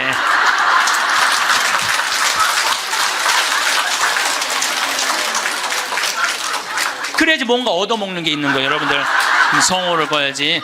내가 지난달에도 우리 생태마을의 부관장 신부들하고 내가 또 신학교 보낸 신부들하고 여행을 같이 갔어. 단풍 여행을 갔어. 단양이라는 곳을 갔는데 전심에 이제 신부들 꽤 많았죠. 능이버섯 찌개를 시켰어요. 우리들 많이 시켰어요. 그래서 이제 다 나왔고, 야 우리 기도하고 먹자 그랬고 성호를 딱 끊는데 저쪽에서 아저씨 하나가 오더니 황 신부님이 있냐고 그러더라고. 그렇다고 그러니까 자기 성당 안 다니는데 신부님 강의 너무 재밌게 보고 있다고, 밥값은 내가 내겠다고. 그래서 이 성호 걷는 게 진짜 중요해. 성호 걷는 게.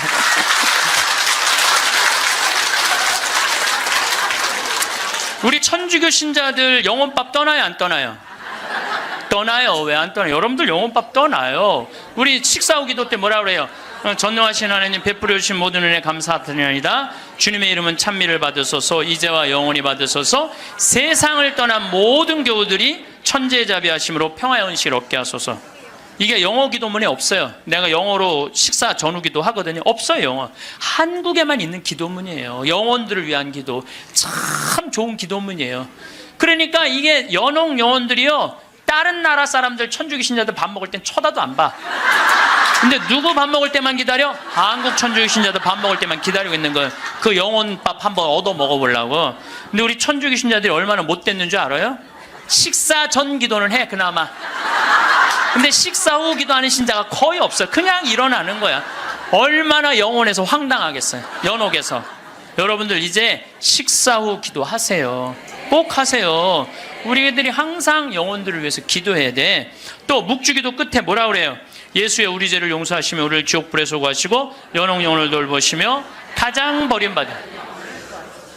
여러분들 이게 1917년 파티마 성모님이 루시아 프란치스코 히아친트한테 부탁한 거예요. 왜? 연옥 영혼들이 너무 불쌍한 영혼들이 많으니까 너희들 기도해라고. 그러니까 저는 요즘 이렇게 이 죽음 강의를 준비하면서 장례차가 지나가면은요, 천주교 신자, 개신교 신자, 불교 신자 가리지 않아요. 가리지 않고 성호 커요. 성호 긋고 하느님 저 영혼 구원해달라고 좀 기도해요. 네. 나는 도저히 이해가 안 가는 종교단체가 있어요. 우리 교회에 나와야만 구원받는다고 얘기하는. 근데 그 몇 명이냐면 14만 4천 명에 속해야만 구원받는다고. 난 이해가 안 가요. 여러분들, 하느님이 그것도 2000년 역사상 대한민국의 고교회 14만 4,400만 명만 구원하려고 당신 아들 죽였겠어요? 온 인류의 하느님을 이렇게 째째하겠어요? 다 구원하고 싶어 하세요. 만약에 14만 4,400만 명만 14만 4천 명만 구원하려고 그러면 나는 예수님 그럴 것 같아. 14만 4천 명 구하려고 하면 예수님이 이랬을 거예요. 야, 베드로야, 네가 죽어라. 그거 14만 4천 명. 예수님은요, 모두를 구원하시기 위해서 십자가 지신 거예요. 그래서 하늘나라는 활짝 열려 있는 거예요.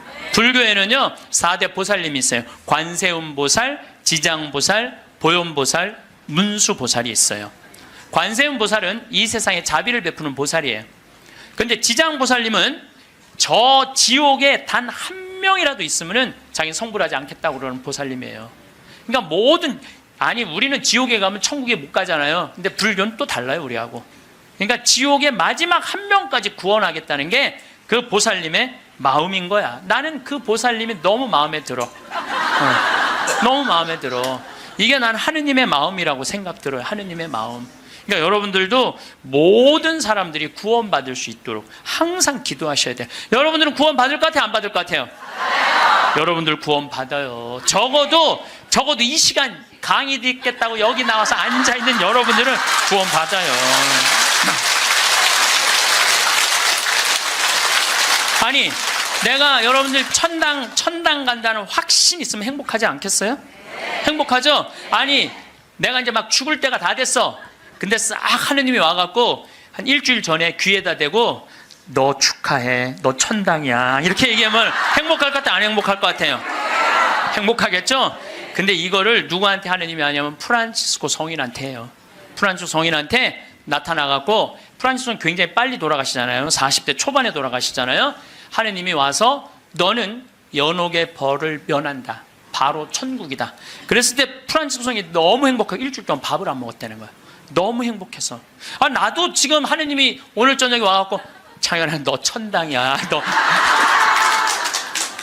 우리 인사발령 신부들 인사발령 굉장히 기다려지거든요. 저야 평창에 있으니까 인사발령이 별로 없으니까. 그래도 신부들 인사발령 굉장히 기다려져. 그 인사발령 때 가고 싶은데 너 거기야 라고 얘기하면 신부들이 얼마나 좋겠어요. 근데 우리 마지막 인사발령 너 천국이야, 마지막 인사발령. 근데 마지막 인사발령이 너 지옥이야. 그러면 어떻게 될 것 같아? 어떻게 될 것 같아? 가슴이 철렁하죠. 여러분들은 구원 받으세요. 예수님은요 마테오복음에 지옥 얘기 그렇게 많이 안 하세요. 마테오복음에 천국 얘기는 37번 하고 지옥 얘기는 13번밖에 안 해요. 다른 복음에는 아예 지옥이 거의 없어요. 지옥이 거의 없어요. 많이 나와요. 한두 번밖에 안 돼요. 그리고 나머진 한번 오늘 저녁에 집에 가서 성서 읽어보세요. 여러분들 눈이 확 뜨일 거야. 끊임없이 하늘나라 얘기를 해요. 끊임없이 기쁜 소식 얘기를 해요. 하늘나라, 하늘나라, 하늘나라. 내가 이만큼 하늘나라에 관련된 성서가 꽉 차 있어요. 그러니까 하느님이 주고 싶은 거는 뭐예요? 하늘나라예요. 예수님이 뭐하러 그렇게 십자가에 고통스럽게 돌아가셨겠어요? 우리한테 천국을 주기 위한 거예요. 요한복음 3장에 보면은 예수님이 니코데모하고 얘기할 때 이런 얘기를 해요. 믿는 사람은 누구나 사람의 아들 안에서 영원한 생명을 얻게 하려는 것이다. 하느님께서는 세상을 너무나 사랑하신 나머지 외아들을 내줬다고 그래. 이 내줄 때는 확실히 주는 거예요. 내주시어 그를 믿는 사람은 누구나 멸망하지 않고 영원한 생명을 얻게 하셨다. 하느님께서 아들을 세상에 보내신 것은 세상을 심판하시려는 것이 아니라, 예수님이 한 말이에요. 하느님께서 아들을 세상에 보내신 것은 세상을 심판하시려는 것이 아니라 세상이 아들을 통하여 구원을 받게 하시려는 것이다. 참 쉽죠? 믿기만 하면 되는데 그게 그렇게 어려워? 믿기만 하는데 그게 그냥 천장 쳐다보고 있는 거야 없는 거야 이러고 앉아있으니 참. 요한복음 5장 29절에도 선을 행한 이들은 부활하여 생명을 얻고 악을 저지른 자들은 부활하여 심판을 받을 것이다. 요한복음 5장 39절에 이런 얘기가 나와요. 너희는 성경에서 영원한 생명을 찾아 얻겠다는 생각으로 성경을 연구한다. 바로 그 성경이 나를 위하여 증언한다. 그런데도 너희는 나에게 와서 생명을 얻으려고 하지 않는다. 근데 왜 예수님은 우리한테 지옥 얘기를 가끔 하셨을까? 여러분들 자식들 이렇게 교육시킬 때 어떨 때는 좋은 얘기도 해주고 어떨 때는 혼내기도 하고 그러죠? 똑같은 거예요. 근데 혼낼 때도 여러분들 꼭 굳이 애를 그냥 우리 어머니가 나 어렸을 때 너 정말 다리 밑에서 주워왔는데 진짜 너 다리 밑에 갖다 버린다? 이런 얘기 참 많이 하셨어요. 난 원래 내가 고향이 다리 밑이 내 고향인 줄 알았어요. 하도 그런 얘기 많이 들어갔고. 근데 우리 어머니는 한 번도 다리 밑에 날 버리지 않으셨어요. 예수님도 똑같은 거예요. 아니 아버지가 자식 지옥 가길 원하는 아버지가 어디 있어요? 그건 아버지가 아니지. 근데 우리는 하느님의 사랑을 많이 믿지를 못해요. 하느님의 사랑을 많이 믿지를 못해. 참 왜 이렇게 의심하는지 몰라. 저는 본당 신부 10년을 하는 동안 총회장님 4분하고 살았어요. 근데 이 4분의 총회장님들이 정말 열심히 했어요. 일을. 그러니까 우리 평창 신부들이 성당에 오면 맨날 총회장이 있는단 말이야. 야, 니네 총회장을 어떻게 하길래 저렇게 열심히 하냐? 나 별말 안 했어. 딱 한마디밖에 안 했어. 무슨 말 했는데? 나는 총회장님을 믿는다. 믿는다는 말 한마디에 총회장님 책임감을 느끼는 거예요. 본당 신부가 믿는다는데. 그러니까 저는 강의 다닌다고 성당 거의 있었던 적이 없어. 맨날 성당 비우고 돌아다녔는데 2번 다 성당을, 신설 성당이니까 성당을 하나는 신분 전 신부님이 져주신 거 내가 완성을 했고 2번째 성당은 내가 처음부터 끝까지 졌거든요. 그래도 저도 성당에 생전 안 붙어 있었어요. 그래도 성당 너무 잘 져줬어. 근데 누가 다 책임진 거예요? 총회장이 다 책임. 뭐 때문에? 내가 믿는다는 말 한마디에 믿는다는 말 한마디에. 여러분들 그 많은 신들 중에 인도에는 신이 3억 명이나 된다는데 그 많은 신들 중에 야훼 하느님 당신만을 나의 주님으로 믿습니다라고 고백하면은 하느님은 나한테 책임감 느낄 것 같아 안 느낄 것 같아? 아니 저놈이 날 믿는다는데 저거 하나 천당에 못 데려오겠어요? 근데 만약에 여러분들이 어느 날은 믿는 것 같고 어느 날은 안 믿는 것 같고, 그럼 하느님 어떠실 것 같아요? 어느 날은 책임져야 될 것 같고 어느 날은 책임지지 않아도 될 것 같고 그러네. 믿으려면 어떻게 믿어야 돼? 확실하게 믿어야 돼. 확실하게 믿어야 돼.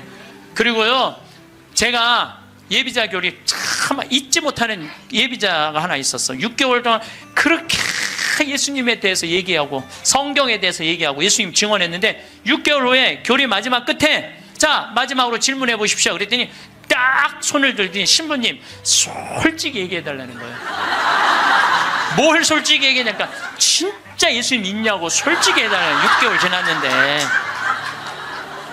자, 여러분들도 저한테 그렇게 물어보고, 신부님 솔직히 한번 얘기해보라고. 예수님 있느냐고. 내가 이스라엘 다녀오고 과달루페 가고 파티마 가고 루르도 가고 또 수많은 사제생활 23년 하면서 수많은 신앙 체험하고, 나도 신앙 체험을 하면서 내가 느낀 게 있어요. 내가 확실하게 나한테 물으면 내가 얘기할게. 하느님 확실하게 살아계셔.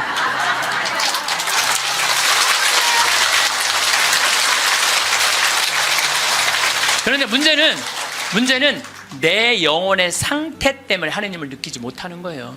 하느님은 그냥 계셔. 근데 내 이놈의 영혼이 왔다 갔다 하는 거지. 하느님이 있다 없다 하는 게 아니야. 내 마음 안에 신앙이 있다 없다 하는 거지. 하느님은 그냥 그대로 그 자리에 계셔. 내가 깨어서 기도하고 주님을 끊임없이 찾고 주님께 찬양을 드리고 감사를 드리면요, 주님은 응답해 주세요. 근데 혼자 그냥 방구석에 갖고 있는 거야 없는 거야 이러면은요, 아무리 대답해 주고 싶어도 방구석에서 나와야지. 근데 여기 지금 나와 있는 분들은 대답을 듣잖아요. 마태복음 25장에 슬기로운 처녀, 미련한 처녀 얘기가 나와요.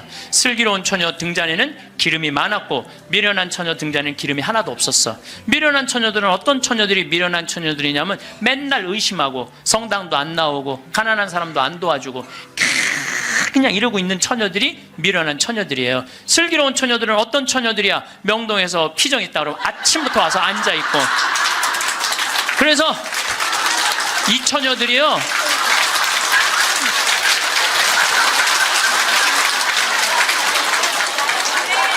이 처녀들이 기름 종지에 기름이 많은 처녀들이에요. 여러분들이 이웃에게 복음을 선포하고 참된 삶의 길, 진리의 길을 가르쳐주는 거 기름 한 방울 모으는 일이에요.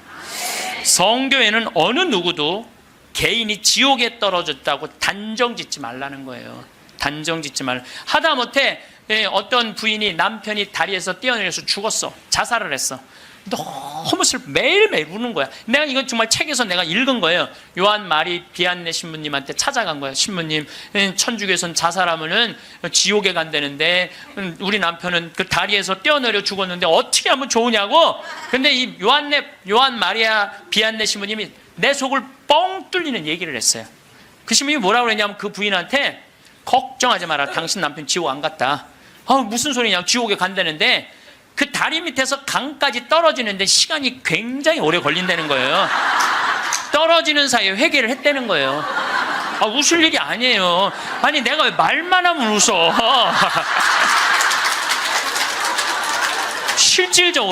실질적으로 그 순간에 회개할 수 있다는 거예요. 그리고 당신 남편은 그 순간 떨어지면서 회개를 했기 때문에 지금 연옥에서 지금 훈련을 받고 있으니까 걱정하지 말라고. 연옥벌이 끝나면 천국에 올라가니까. 그래서 여러분들 우리가 예수 마리아 요셉만 외워도 연옥에 7년제가 감해진대요. 예수 마리아 요셉 누구 불쌍한 영혼들 기억하여 주소서. 3종 기도만 해도 10년을 감해진다는 거예요. 3년 기도. 그러니까 식사 후 기도, 예수 마리아 요셉 3종 기도 얼마나 좋아요. 밥 먹을 때 그냥 하면 되는데 그게 그렇게 힘들어? 아니 나는 우리 부관장 신부하고 아예 식탁에다 3종 기도 이렇게 써놔요. 그럼 써놔갖고 부활 3종 기도 또 그때 가면 또 까먹잖아. 부활 3종 기도 그냥 3종 기도 이렇게 해갖고 써놔요. 그래서 영어로도 한 번 하고 우리나라 말로도 한 번 하고 그래 좋더라고요. 3종 기도 하는 거. 식사 후 기도는 반드시 하고. 근데 어떨 때는 이게 우리 이제 식사 후 기도 훈련이 안 돼갖고 나 식사 후 기도 벌써 일어나서 가는 신자들 태반이야. 나는 전능하신 하느님 벌써 가. 아니 세상을 떠난 모든 교우들이 천지자비하시고 평화하시 아직도 한참 남았는데 이 전능하신 그러지 말라는 거예요. 1991년 팸 레이놀즈라는 이 가수는 미국의 가수인데 작곡가 겸 가수인데 심한 뇌 동맥류가 걸려요. 이 수술은 굉장히 위험한 수술이에요. 왜냐하면 이 사람을 수술하면 뇌에 있는 피를 다 빼야 돼. 뇌에 있는 피를 다 빼고 심실 정지, 심장을 정지시켜야 돼. 그러니까 사실은 죽이는 거예요. 죽였다가 다시 살리는 수술이야. 그런데 이 사람이 97년에 수술을 해. 애리조나 대학에서. 이때 지금은 죽음 이후의 세계에 대한 연구가 미국이 너무 많이 해요. 100개 대학에서 연구를 하고 있어요. 지금 우리나라만 지금 죽음 이후에 대한 관심이 없지, 미국엔요 그런 책, 뭐 애프터 라이프, 뭐 죽음 이후의 세계, 뭐 너무너무 책이 많아요. 너무너무 뭐 영어로 된 책, 내가 미국에 가서 이 강의하니까 엄청나게 선물을 하더라고요. 어쨌든 이 팸 레이놀즈가 수술할 때는 의사들이 완전히 죽이는 수술이니까 저 사람이 진짜 영혼이 빠져나오느냐, 그거 참관을 해요. 근데 여러분들, 이 사람은 뇌에 피를 빼고 심장을 전지시키고 완전 마취를 하고 수술하는 거야. 여러분들 마취 수술 해봤던 경험 있으세요? 네. 나도 20년 전에 맹장 수술할 때 마취를 했는데 한심하더라고요. 내가 신부님 마취 들어갑니다 그런데 그게 뭐라고 딱 들어갔는데 아무 생각이 안 나는 거야. 나 탁탁 치는데 깨어나 보니까 벌써 배를 가르고 맹장을 떼어냈다는 거야. 아니 내 맹장을 떼어냈는데 내가 모르니 이게 말이 되는 일이냐, 이게 내 맹장을 떼는데 내가 모르는 게 말이 돼? 답답하더라고요. 떼어냈다는데. 그래서 내가 다음에는 내가 수술할 때 반드시 정신을 똑바로 차리고 아무리 마취를 해도 내가 어떻게 수술하는지 지켜봐야 되겠다. 근데 내가 이제 거의 한 5년 전에 위암 수술을 하게 됐잖아요. 위를 3분의 1을 잘라내잖아요. 그래서 이제 난 6시간짜리 마취를 이제 하러 들어갔는데, 이제 수술실 들어가면서 내가 속으로 나한테 외웠어요. 정신 똑바로 차려야지, 정신 똑바로 차려야지. 그래서 수술실 들어가고 신부님 마취 들어갑니다. 그럴 때 딱 씌울 때 정신 똑, 그걸로 끝이야. 정신 똑, 그걸로 끝이야. 깨어나 보니까 배를 가르고 위를 3분의 1을 잘라냈다. 이번에도 그냥 당한 거지, 그냥. 아무 생각이 안 나, 아무 생각이. 근데 이 팸 레이놀즈도 이 수술실에 들어갈 때 뇌에 피를 다 뺐으니 이 사람은 아예 생각이 없는 사람이에요. 예, 심실 정지시키고. 그래갖고 딱 수술을 시작을 했을 때 이 사람은 영혼이 빠져나와요. 빠져나와갖고 수술실 장면을 지켜봐요.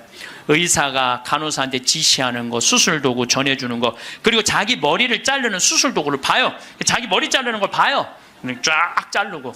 예. 내가 이제 죽었구나.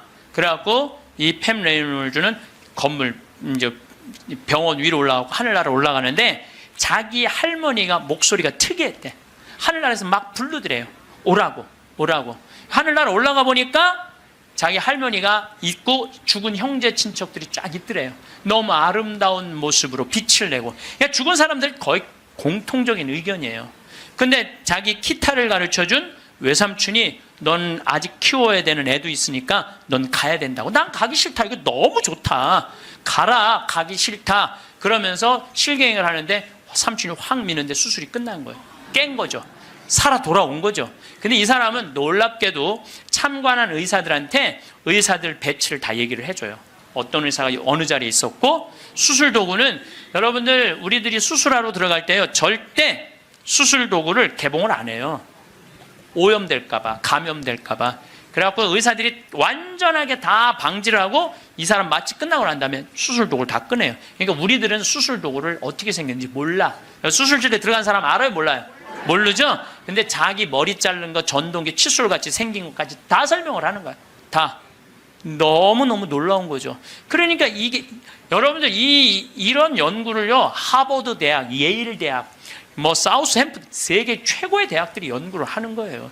그냥 내가 무슨 뭐 무당하고 만나갖고 그냥 대충 얘기하는 게, 짜고 얘기하는 게 아니고 이건 뭐 논문으로 나오는 내용들을 여러분들한테 전해주는 거예요. 여러분들은 바쁘니까 책 읽을 시간이 없잖아. 그러니까 내가 대신 읽어갖고 다 지금 전해주는 거예요. 네. 네. 미키라는 미키라는 시각 장애자는 앞이 안 보이는 사람이야. 앞이 안 보이는 사람인데 이 미키는 18살, 우리나라는 20살인데 교통사고로 죽어요. 근데 이 사람은 태어나서부터 앞이 안 보이던 사람이야. 그러니까 하얀색이 뭔지, 까만색이 뭔지, 빨간색이 뭔지 아무리 설명을 해줘도 모르죠. 태어나서부터 앞이 안 보이니까. 나무가 어떻게 생겼는지 뭐 설명을 해줘도 상상을 하지, 꽃이 어떻게 생겼는지 알 수가 없잖아요. 근데 이 사람이 교통사고로 죽어요. 죽어서 딱 수술실에 들어갔는데 자기 몸을 처음으로 봐요. 반지를 보고 자기인 걸 알아요. 내가 저렇게 생겼구나. 머리 모양을 보고 내가 저렇게 생겼구나. 그리고 죽어서 하늘나라로 올라가는데 빨주노초 파남보를 다 보는 거야. 너무 아름다운 빨주노초, 온갖 아름다운 꽃, 새, 나무를 보는 거예요. 그러고 하늘나라에서 너무너무 행복하게 있는데 수술해서 살려낸 거야. 육신을 살려내면 돌아와야 된다고 그랬잖아요. 돌아온 거예요. 돌아왔는데도 이 사람은 어떤 거야? 역시 앞이 안 보이는 거죠. 역시 앞이 안 보이는. 근데 역시 앞이 안 보이는데도 이 사람은 모든 색깔을 너무 정확하게 설명을 하는 거예요. 모든 색깔. 나무는 어떻게 생겼고 꽃은 어떻게 생겼고. 이 미키라는 사람도 굉장히 중요한 연구 대상자가 돼요. 연구 대상. 왜냐하면 아예 시각장애자인데 모든 색깔에 대한 설명을 너무 잘하는 거야. 한 번도 색깔을 본 적이 없는 사람인데. 그러니까 영혼이 빠져나가는 거죠. 영혼이 빠져나가는 거죠. 그래서 우리가 이게 죽는 걸로 끝나는 게 아니야. 죽음이 아니고 새로운 삶으로 옮아가는 과정인 거예요. 새로운 삶으로. 여러분들 이제 죽는 거 싫어요? 좋아요? 좋아해야 돼. 아니 죽는 게 싫으면 어떻게 해? 죽는 게 싫으면은 천주교 신자가 죽는 게 싫으면 어떻게 해요? 이제 죽는 거 좋죠? 그래도 죽는 게 싫어. 그래도 살아있는 게 나아. 이 이야기는 조금 더 다음 시간에 하면서 내가 죽음이라는 것이 그냥 우리가 하느님을 만나기 위해서는 반드시 죽음이라는 걸 거쳐야 돼. 제가 조금 어려운 얘기 하나 할게요. 나는 사실 어려운 얘기를 잘 안 하는 편인데 이번 건 굉장히 어려운 얘기예요. 요거는 방송 보면서 적어갖고 한번 묵상해 보세요. 데이아르드 샤르댕이라는 신부님이 있어요. 이분은 최고의 지성인이에요. 이분도 너무 유명한데 여러분들이 바빠갖고 이분 책을 읽을 시간이 없죠. 이분은 신학자면서 지질학자예요. 지질학자. 그런데 이분이 뭐라고 그랬냐면은 우리는 이 육신은 영원히 이 육신을 잠시 경험하고 가는 거라고 그래요. 영원히 이 육신을 경험하고 가는 거야. 그러니까 이 육신은 그렇게 중요한 게 아닌 거야.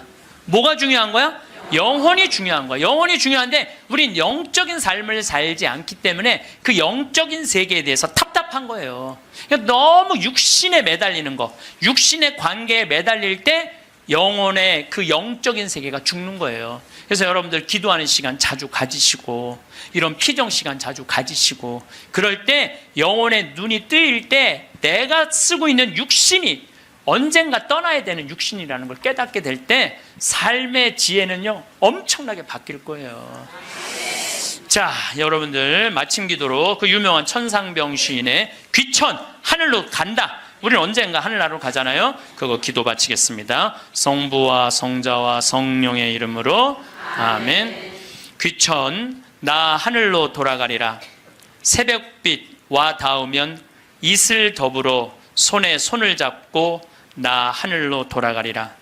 노을빛 함께 단둘이서 길슬개서 놀다가 구름 손짓하면은 나 하늘로 돌아가리라. 아름다운 이 세상 소풍 끝내는 날 가서 아름다웠더라고 말하리라.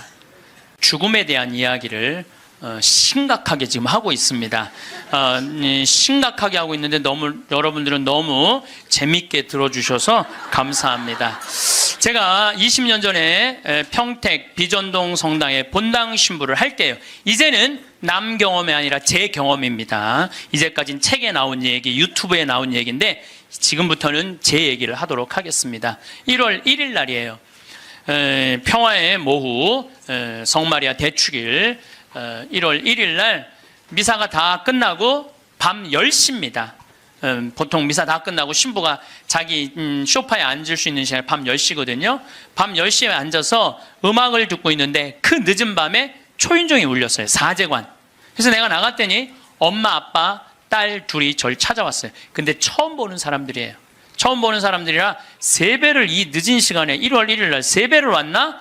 문을 열고 나갔더니 세배 온 사람들이 아니야. 모르는 사람들이니까 어떻게 성당을 오셨습니까? 그랬더니 자기들 입교하려고 왔다는 거예요. 그래서 내가 물었어요. 왜 하필 1월 1일 밤 10시에 입교를 하려고 그러느냐. 그 많은 새털 같은 날 놔두고 왜 1월 1일 날 입교를 하려고 그러냐. 사연이 있느냐? 그랬더니 사연이 있대. 무슨 사연이 있느냐 그랬더니 자기 아버지가 살아생전에 그랬대요. 하느님을 믿느니 내 주먹을 믿어라. 천당, 지옥 이런 건 없다. 니네들 신부 목사들이 니네들 돈 울겨 먹으려고 겁주는 거다. 죽으면 끝나는 거지 무슨 천국 지옥이 있느냐. 성당에 나가면 다리 몽둥이 부러뜨릴 거다. 아주 철저한 무신론자 할아버지였대요. 근데 이 할아버지가 12월 20일 날 죽은 거야. 죽었는데 딱 죽었는데 저승사자가 까만 모자를 쓰고 까만 옷을 입은 저승사자 둘이 자기를 데리러 왔더래요. 자기는 아무것도 없는 줄 알았더니 까만 옷을 입은 사람이 자기를 끝도 없는 어둠으로 끌고 가더래요. 이게 죽었다가 살아 돌아온 사람들의 또 한 10% 정도는 어둠을 경험한다는 거예요. 그 어둠은 상상할 수 없을 정도로 공포스럽대요. 왜? 여러분들 끝도 없는 깜깜한 어둠으로 끌려가면 여러분 어떨 것 같아요? 무섭죠? 한번 상상을 해보세요. 끝도 없는 어둠. 누구는 빛으로 간다는데 끝도 없는 어둠으로 가면 어떻게? 그러니까 만약에 여러분들이 죽었는데 까만 걸 보면 끝난 거야. 여러분들 죽었는데 딱 까맸다. 그러면 아 이건 지옥이다. 이렇게 생각하면 돼요. 네. 뭘 봐야 돼? 하얀 걸 봐야 돼요. 기도해야 돼. 하얀 빛, 나는 세상의 빛이라는 하얀 걸 봐야 돼. 어쨌거나 이 할아버지는 끌려가면서 끝도 없는 어둠으로 끌려가면서 이 저승사자들한테 매달렸대요. 나는 살아 돌아가야 된다. 왜 살아 돌아가야 되느냐? 그랬더니 나는 내 자식이 지금 셋이 있는데 그 자식들한테 신앙생활을 못하게 했는데 저승이 없다고 그랬는데 이렇게 저승이 버젓이 있으니 어떻게 하면 좋으냐고. 그래갖고 이 아버지를 땅에다가 3일째 하관 땅에다 묻는데 관을 두들기더래요. 실질적으로 이건 제 경험을 얘기하는 거예요. 관을 두들기를 해. 그럼 뚜껑을 열어보니까 죽은 아버지가 살아 돌아온 거야. 그야말로 죽은 아버지가 살아 돌아온 거야. 그야말로 죽은 아버지가 살아 돌아온 거예요. 여러분 아까 내가 첫 시간에 계속 그랬죠. 죽은 아버지가 살아 돌아오면 믿을 텐데 그 죽은 아버지가 살아 돌아온 거야. 죽은 아버지가 살아 돌아와서 내가 죽었더니 저승이 있더라. 너희들 신앙생활 해라. 일주일을 살고 이 할아버지가 다시 죽은 거야. 그러니까 2번 초상을 치른 거죠. 2번 초상을 치르고 난 다음에 이 집안은 밤 10시에 날 찾아온 거예요. 그래갖고 우리 교리반에 등록을 해서 열심히 교리를 받고 한 번도 안 빠졌어요. 이 집 식구들은 열심히 교리를 하고 세례를 준 집이 있어요. 여러분들 성서에 부자와 나자로 얘기가 나와요. 마리아, 마르타, 오빠 나자로 말고 거지 나자로 얘기가 나와요. 아시죠? 네, 이 거지는 아무도 먹을 걸 주는 사람이 없었어요. 그래서 너무 배가 고팠어. 그래갖고 사람들이 그 부자네 집에 갖다 놨어. 그래갖고 그 떨어지는 빵 부스러기라고 먹으려고 그랬는데 빵 부스러기도 둔 사람이 없는 거야. 오히려 내가 얻어먹으려고 그랬더니 개가 와서 내 종기를 핥고 있었어. 나자로 종기를 핥고 있었어. 그래서 나자로도 죽고 그 부자도 죽었어요. 근데 이 부자가 죽어서 어딜 갔느냐? 지옥을 간 거야. 너무 목이 마려운 거야. 근데 이렇게 눈을 들어 하늘을 보니까 그 나자로는 아브라함 할아버지 품에서 너무 행복하게 있는 거야. 그래서 이 부자가 이렇게 말을 겁냅니다. 아브라함 할아버지, 저 나자로한테 물을 좀 한 방울만 축셔서 나를 좀 마시게 해주십시오. 갈증스러운 거죠. 이 갈증이 얼마나 고통스럽겠어요. 그랬더니 아브라함 할아버지가 우리 사이에는 가지도 오지도 못하는 구렁텅이에서 우리가 도와줄 수가 없다. 우리는요 지옥에 있는 영혼은 못 도와줘요. 우리 가톨릭 교리로는. 연옥에 있는 영혼은 도와줘도 지옥에 있는 영혼은 못 도와줘요. 가지도 오지도 못한. 또 이런 말을 합니다. 내가 생각했던 천주교는 이게 아닌데 왜 평화가 없을까? 신부님한테 실망하고 교우들한테 실망하고 자꾸 상처를 입는단 말이야. 평화를 찾으러 왔는데 평화가 깨지고 마음 안에 갈등만 생겨. 그러니까 성당을 안 나오는 거죠. 나는 성당에 왜 나오느냐? 마음의 평화를 얻기 위해 나온다. 이건 틀린 답이에요. 이건 깜깜한 밤에 등불 없이 가는 신앙생활하고 똑같은 거예요. 마음의 평화는 본질적인 신앙생활을 잘할 때 생기는 결과물이지 처음부터 마음의 평화가 있을 수는 없는 거예요. 그래서 세례 받자마자 1년 안에 한 50% 정도 냉담합니다. 제가 이렇게 본당 신부 10년 동안 해본 경험에 의하면은 내가 기대했던 천주교는 이게 아닌데 그리고 다 떠나가요. 그러니까 처음부터 생각을 잘못하고 성당 나온 거죠. 예수님도 루카복음 12장 51절에 내가 세상에 평화를 주러 온 줄 아느냐? 아니다. 내가 너희에게 말한다. 오히려 분열을 일으키러 왔다. 49절에는 뭐라고 그러시냐면은 나는 세상에 불을 지르러 왔다. 이 불이 타올랐으면 얼마나 좋으랴. 내가 받아야 하는 세례가 있다. 그 일이 다 이루어질 때까지 내가 얼마나 짓눌 것인가 라고 말씀을 하십니다. 이 얘기는 무슨 얘기냐면은 예수님께서 받아야 될 세례, 짓눌려야 되는 건 뭐야? 십자가의 고통에 짓눌리고 난 다음에 비로소 예수님이 제자들한테 부활하시고 난 다음에 그때 평화가 너희와 함께 있기를. 그러니까 우리가 평화를 얻는 거는 처음부터 마음의 평화를 얻기 위해서 성당 나오면 안 되고, 성당 나와갖고 갈등, 십자가, 고통 이런 게 다 지나고 난 다음에 그 다음에 얻어지는 게 뭐예요? 평화야. 근데 우리는 십자가, 고통, 갈등 그건 하나도 거치고 싶지 않고 처음부터 뭐만 얻고 싶어요? 평화만 얻고 싶어요. 그러니까 잘못 찾아온 거죠. 잘못 찾아온 거예요. 여러분들이 정말로 마음의 평화를 찾고 싶으면은 성당에 나오면 안 돼요. 성당에 나오면요 평화가 깨져요. 많이 깨집니다. 참아야 되고 인내해야 되고, 그렇죠? 그냥 이 가정 이혼을 그냥 하고 싶은데도 어떻게 돼? 성당 나가갖고 못해갖고 얼마나 괴로워요. 이게 목에 가시처럼 걸려 있잖아. 예? 그러니까 성당 나오면은 평화가 있는 건 아니에요. 성당 나오면 예수님 말씀대로 분열, 불이 일어나지 평화가 이루어지는 것은 절대 아닙니다. 그래서 여러분들 성당에 왜 나오십니까? 마음의 평화를 얻기 위해서. 절대 그런 생각하지 마세요. 성당 열심히 다니면 다닐수록 평화는 깨진다. 내가 하나님한테 가까이 가고 싶으면 가고 싶은 만큼 내 마음의 평화는 깨지게 돼 있어요. 그러니까 여러분들 주위에서 입교시킬 때 성당 나와봐. 마음 무지하게 편하네. 성당이 얼마나 마음의 평화로운데 이렇게 선교하는 거는 절대 하면 안 돼요. 성당 나와봐. 정말로 죽을 만큼 힘들 거야. 그 세례를 다 겪고 난 다음에, 예수님이 그 십자가의 고통을 겪고 난 다음에 평화가 생겼듯이 자매도 이 세상 모든 걸 버리고 하느님의 아들로 딸로 태어나는 데 시간이 걸린다. 그 전까지는 평화가 없다. 그렇게 선교를 해야지. 이건 뭐 살살 꼬시는 것도 아니고 사기치는 것도 아니고, 성당 나오면 평화로워. 평화롭긴 뭐가 평화로워요. 성당 나오면 안 나가던 주일도 나가야 되고 해야 되는 묵주기도도 해야 되고, 얼마나 옛날에 막 승질 부리고 그랬는데 성당 다니면 참아야 되고, 평화롭지 않아요. 한국 천주교 첫 번째 교리책 천주교 요리 문답 320개 항목이 있어요. 옛날부터 성당 다니셨던 분들 뭐라 그래요? 첫 1조가 사람이 무엇을 위하여 세상에 낳느뇨. 그럼 뭐라 그래? 천주를 알아? 공경하고 자기 영혼의 구원을 위하여 세상에 낳느니라. 그러니까 내가 성당 나오는 이유는 하느님을 공경하기 위해서 나오는 거예요. 내 평화를 얻기 위한 게 아니라 누구를 위해서 나오는 거야? 하느님께 경배드리기 위해서 성당 나오는 거지, 내 평화를 얻기 위해서 나오는 거 아니에요. 두 번째로는 내 영혼의 구원을 얻기 위한 거예요.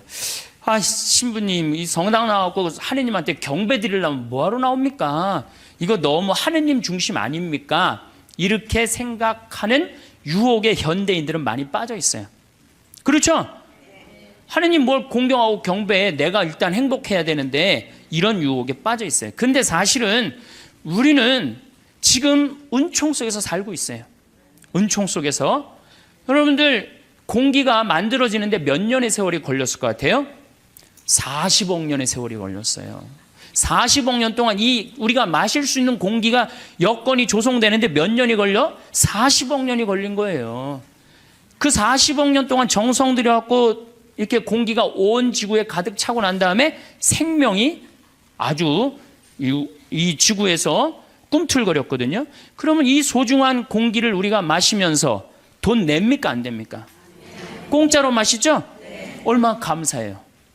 얼마나 감사해요. 하늘에서 빈님 돈 1,000억 내면 내려줘요? 공짜로 내려주세요 안 내려주세요? 공짜로 내려주시잖아요. 얼마나 감사해. 햇빛, 만물을 키워내는 햇빛, 요즘 가을 햇빛 참 기가 막히게 좋죠. 막 우리 평창의 들판에 정말로 벼들이 막 있고 있어요. 그 햇빛 공짜로 내려주세요 안 내려주세요? 내려주시죠? 여러분들이 길 다니는데 공짜로 다니세요, 안 다니세요? 땅 밟고 지나다니는데, 아니 지금 살아가는데 절대적으로 필요한 걸 이렇게 다 받고 있는데 우리가 그 하나님께 경배드리지 않는다면은 우리가 얼마나 욕심이 많은 거예요. 우리는 정말 하나님께 경배드리고 찬양 드려야 돼. 그런데 이게 점점 인간 중심의 세상이 되다 보니까 모든 게 인간 위주야. 하나님도 나중에 누구를 위해서 있어야 돼? 인간을 위해서 있어야 되고 나를 위해서 있어야 돼. 완전히 거꾸로 돼가는 판국이 이제 발생하는 거죠. 우리 인간이 받은 수많은 혜택에 대해서 감사와 찬양을 드리지 않는다면 지금 인간들이 저지르고 있는 전쟁, 폭력, 환경 재앙은 이건 계속 될 거예요. 우리는 하나님께 이게 겸손한 마음, 감사하는 마음을 지닐 때 자연도 보호되는 거예요. 우리 인간이 너무 건방져갖고 자연을 막 해치고 망가뜨리고 있는 거예요. 그래도 죄의식을 못 느끼는 건 하느님을 경배하는 마음, 하느님께 감사하는 마음, 내가 지금 받은 은총이 너무 많다는 사실, 이거를 깨닫지 못하고 너무 건방지고 도도하게 사는 거예요.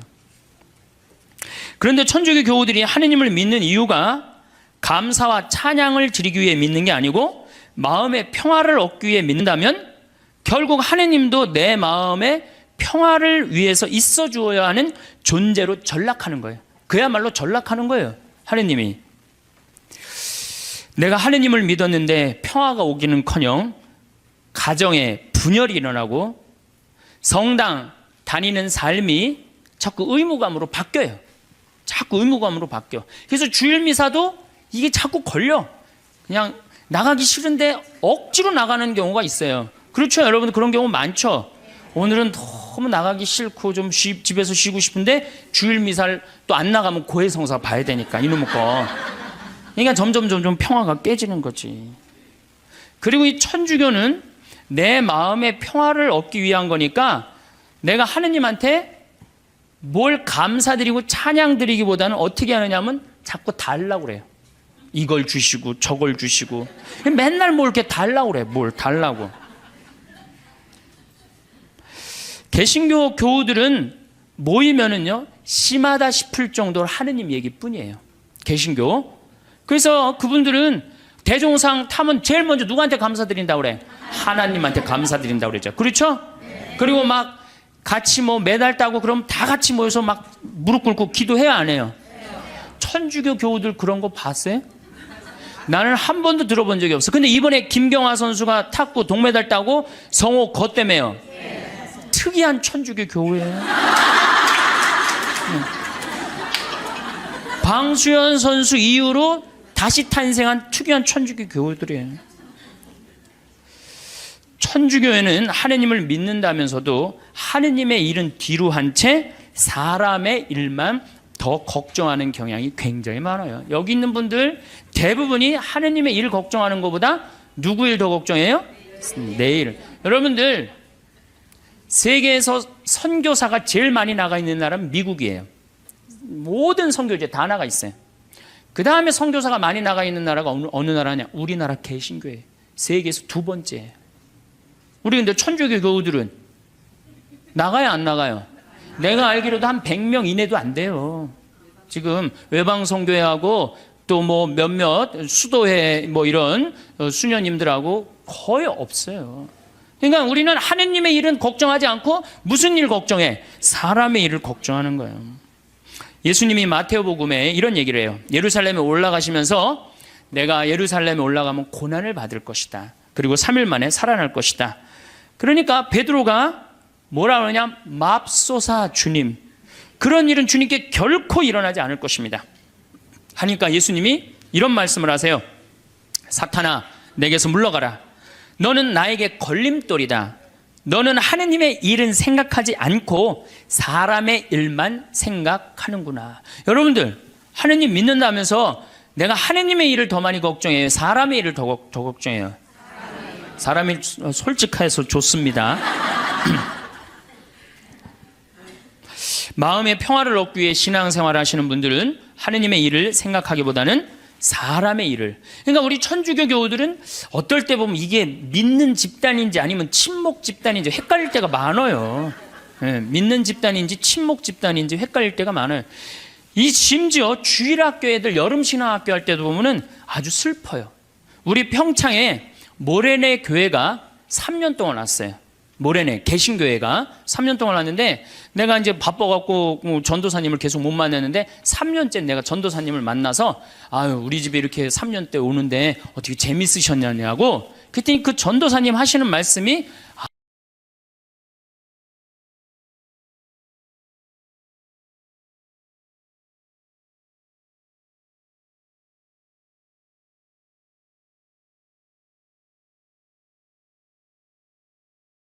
성공한 사람들을 보면 크게 두 부류로 나뉘는 걸 알 수 있습니다. 하나는 자신이 성공했다고 여기저기 떠벌리고 다니는 사람들, 그리고 또 하나는 조용히 아무 말 없이 자기 삶을 사는 사람들입니다. 우리는 흔히 성공을 하면 자연스럽게 자랑하고 싶어질 거라고 생각하죠. 좋은 차를 사고 비싼 시계를 차고 SNS에 멋진 사진을 올리고 싶을 겁니다. 왜냐하면 그렇게 하면 남들이 나를 더 인정해 줄 거라고 믿으니까요. 하지만 현실은 그렇지 않습니다. 오히려 진짜 성공한 사람들은 그렇게 행동하지 않습니다. 왜냐하면 보여줄 필요가 없기 때문입니다. 돈이 많다고 높은 자리에 있다고 유명하다고 해서 굳이 그걸 드러낼 필요는 없습니다. 그걸 아는 사람들은 이미 알고 있고 모르는 사람들은 알 필요가 없죠.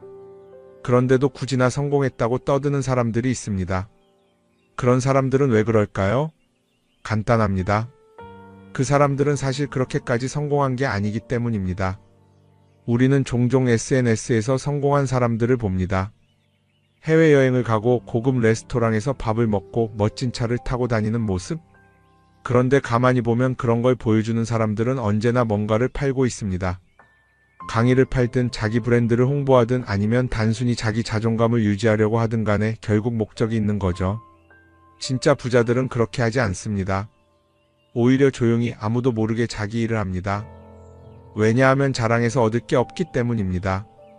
오히려 괜히 잘난 척했다가 사람들에게 이용당하거나 시기와 질투를 받거나 쓸데없는 오해를 사는 게 더 피곤합니다.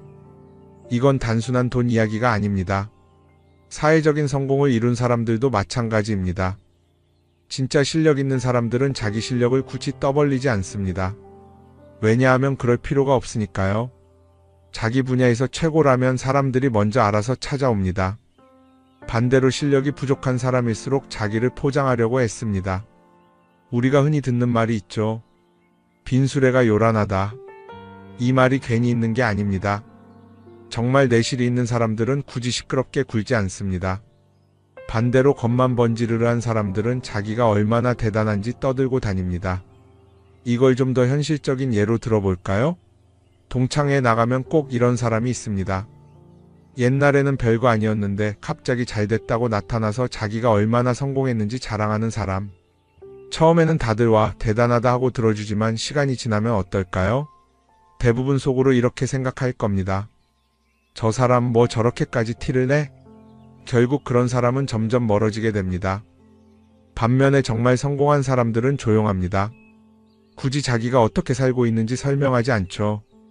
그런 사람들은 오히려 주변에서 먼저 알아보고 자연스럽게 존경을 받습니다. 그게 진짜 성공입니다. 그럼 우리는 어떻게 해야 할까요? 내가 뭔가를 이루었을 때 굳이 남들에게 알릴 필요가 있을까요? 물론 가까운 사람들에게 좋은 소식을 전하는 건 좋습니다. 하지만 굳이 모든 사람들에게 나 이렇게 잘 살고 있어요 하고 알릴 필요는 없습니다. 그런 행동은 결국 나에게 득이 되지 않습니다. 성공이라는 건 원래 조용한 겁니다. 내가 잘 되고 있으면 주변 사람들이 자연스럽게 알게 됩니다. 굳이 내가 말하지 않아도 내 행동과 태도에서 묻어나오게 되어 있습니다. 그러니 굳이 보여주려고 애쓰지 마세요. 오히려 그게 더 진짜 성공한 사람의 태도입니다. 사람은 사회적 동물이라고 하잖아요. 혼자 살아갈 수 없고 결국 사람과의 관계 속에서 기쁨도 얻고 때로는 상처도 받습니다. 그런데 한 가지 생각해 볼 게 있어요. 우리가 정말 인간관계가 필요해서 맺고 있는 걸까요? 아니면 그냥 그래야 한다고 배워서 어쩔 수 없이 유지하고 있는 걸까요?